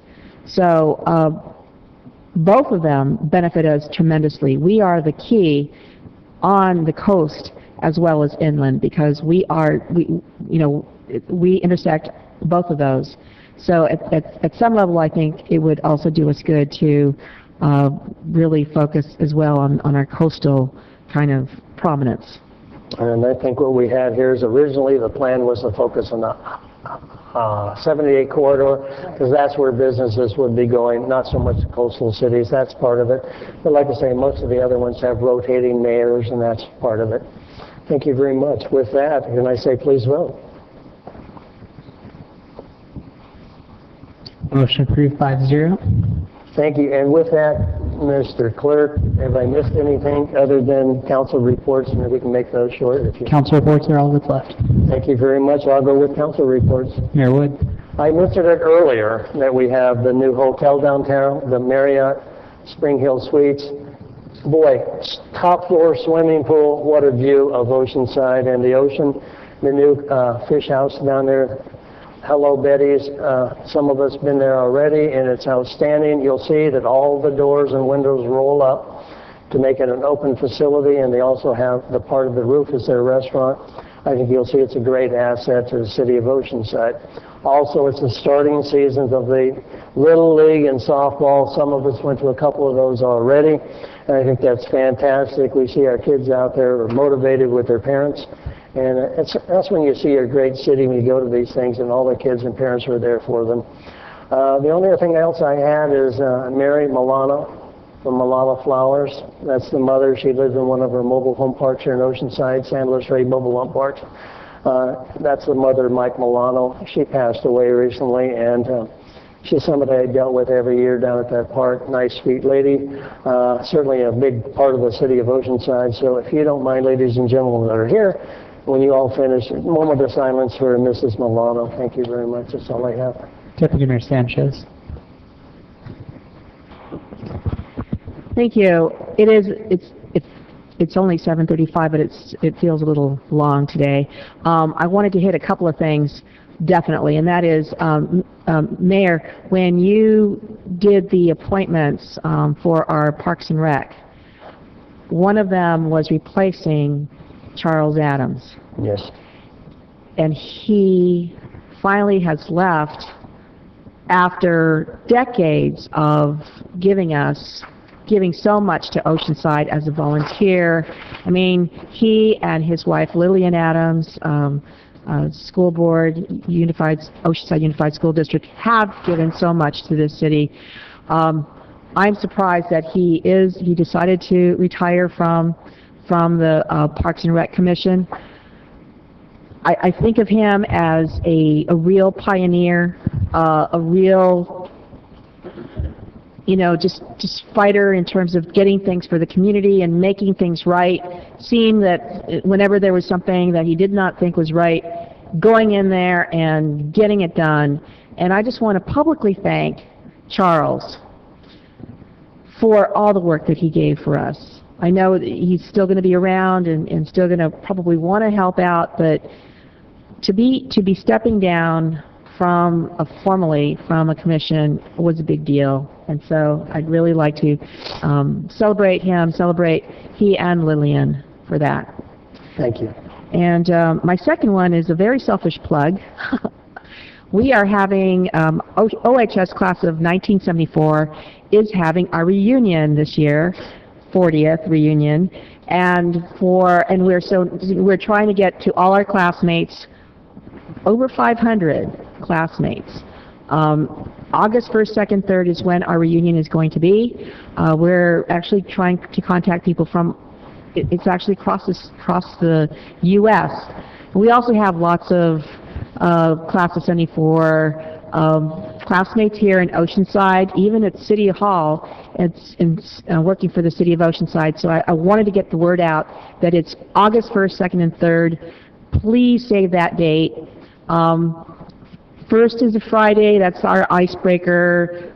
The second is our dinner event, and then the third is our picnic. So please save that date, and if you are a classmate, please go to classreport.org, that's CLASS report, REPORT.org, click on California, Oceanside High, and then class of 1974, and that's where our reunion website is. So I know this is a selfish thing, but also it's a tourist kind of a thing because we're getting people to come to Oceanside. Maybe they'll come right back here. Thanks. Councilmember Feline. Thank you. As the mayor mentioned, we had a wonderful openings for the hotel and the restaurant. I did want to touch on the openings for the Oceanside girls softball and the National Little League opening days, and have a shout out for the parents who take the time to provide this opportunity for their kids, and then an additional attaboy for the parents who take the extra step and participate in the boards of these organizations and do the volunteer work that makes this opportunity possible. And it's one of the things that makes Oceanside such a wonderful place to live in. Thank you. Councilmember Feller? No baby yet. She's about 3 days overdue now, so any minute. And we've had birthdays, 3 just in the last week. So Jacob turned 13, Noah 11, and tomorrow Jessica turns 30-something. Councilmember Curran? 30-something. Thank you. A couple things. One, the city has received a Plant of the Year award for the San Luis Rainwater Treatment Plant. This is a professional award recognizing compliance and innovation. This is for the San Diego region. The department was notified that the plant is now being advanced to the state level of competition. So we have a very well-run wastewater treatment department here. So I commend them on getting the nomination, and hopefully they'll get recognition at the state level.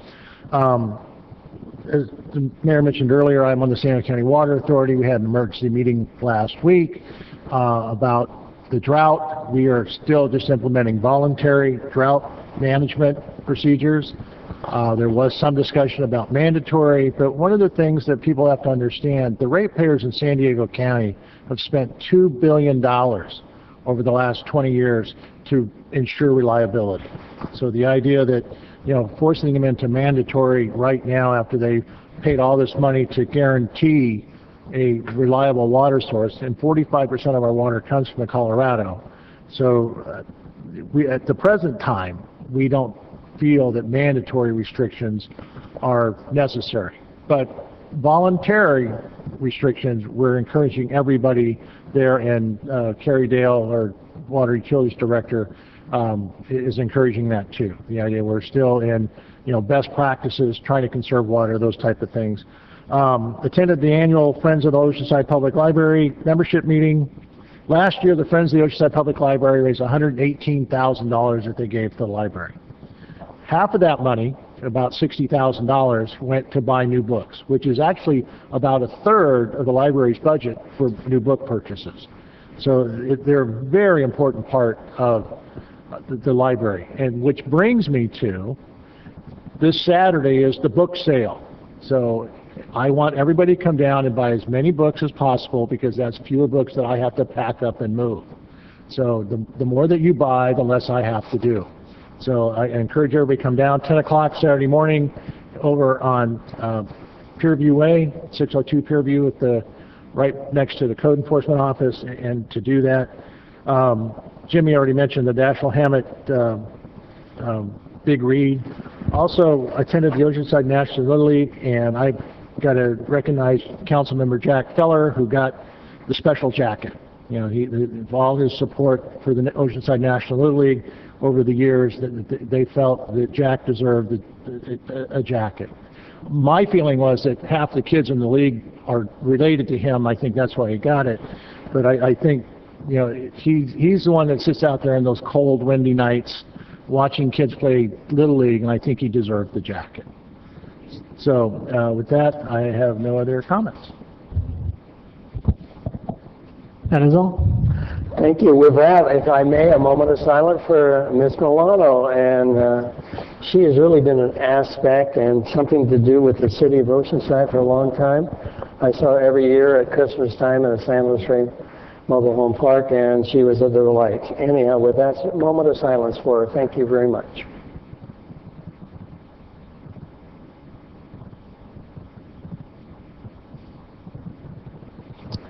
Thank you, ladies and gentlemen. We'll adjourn until Wednesday, March the 5th, 2 o'clock at this location. Thank you. Be safe.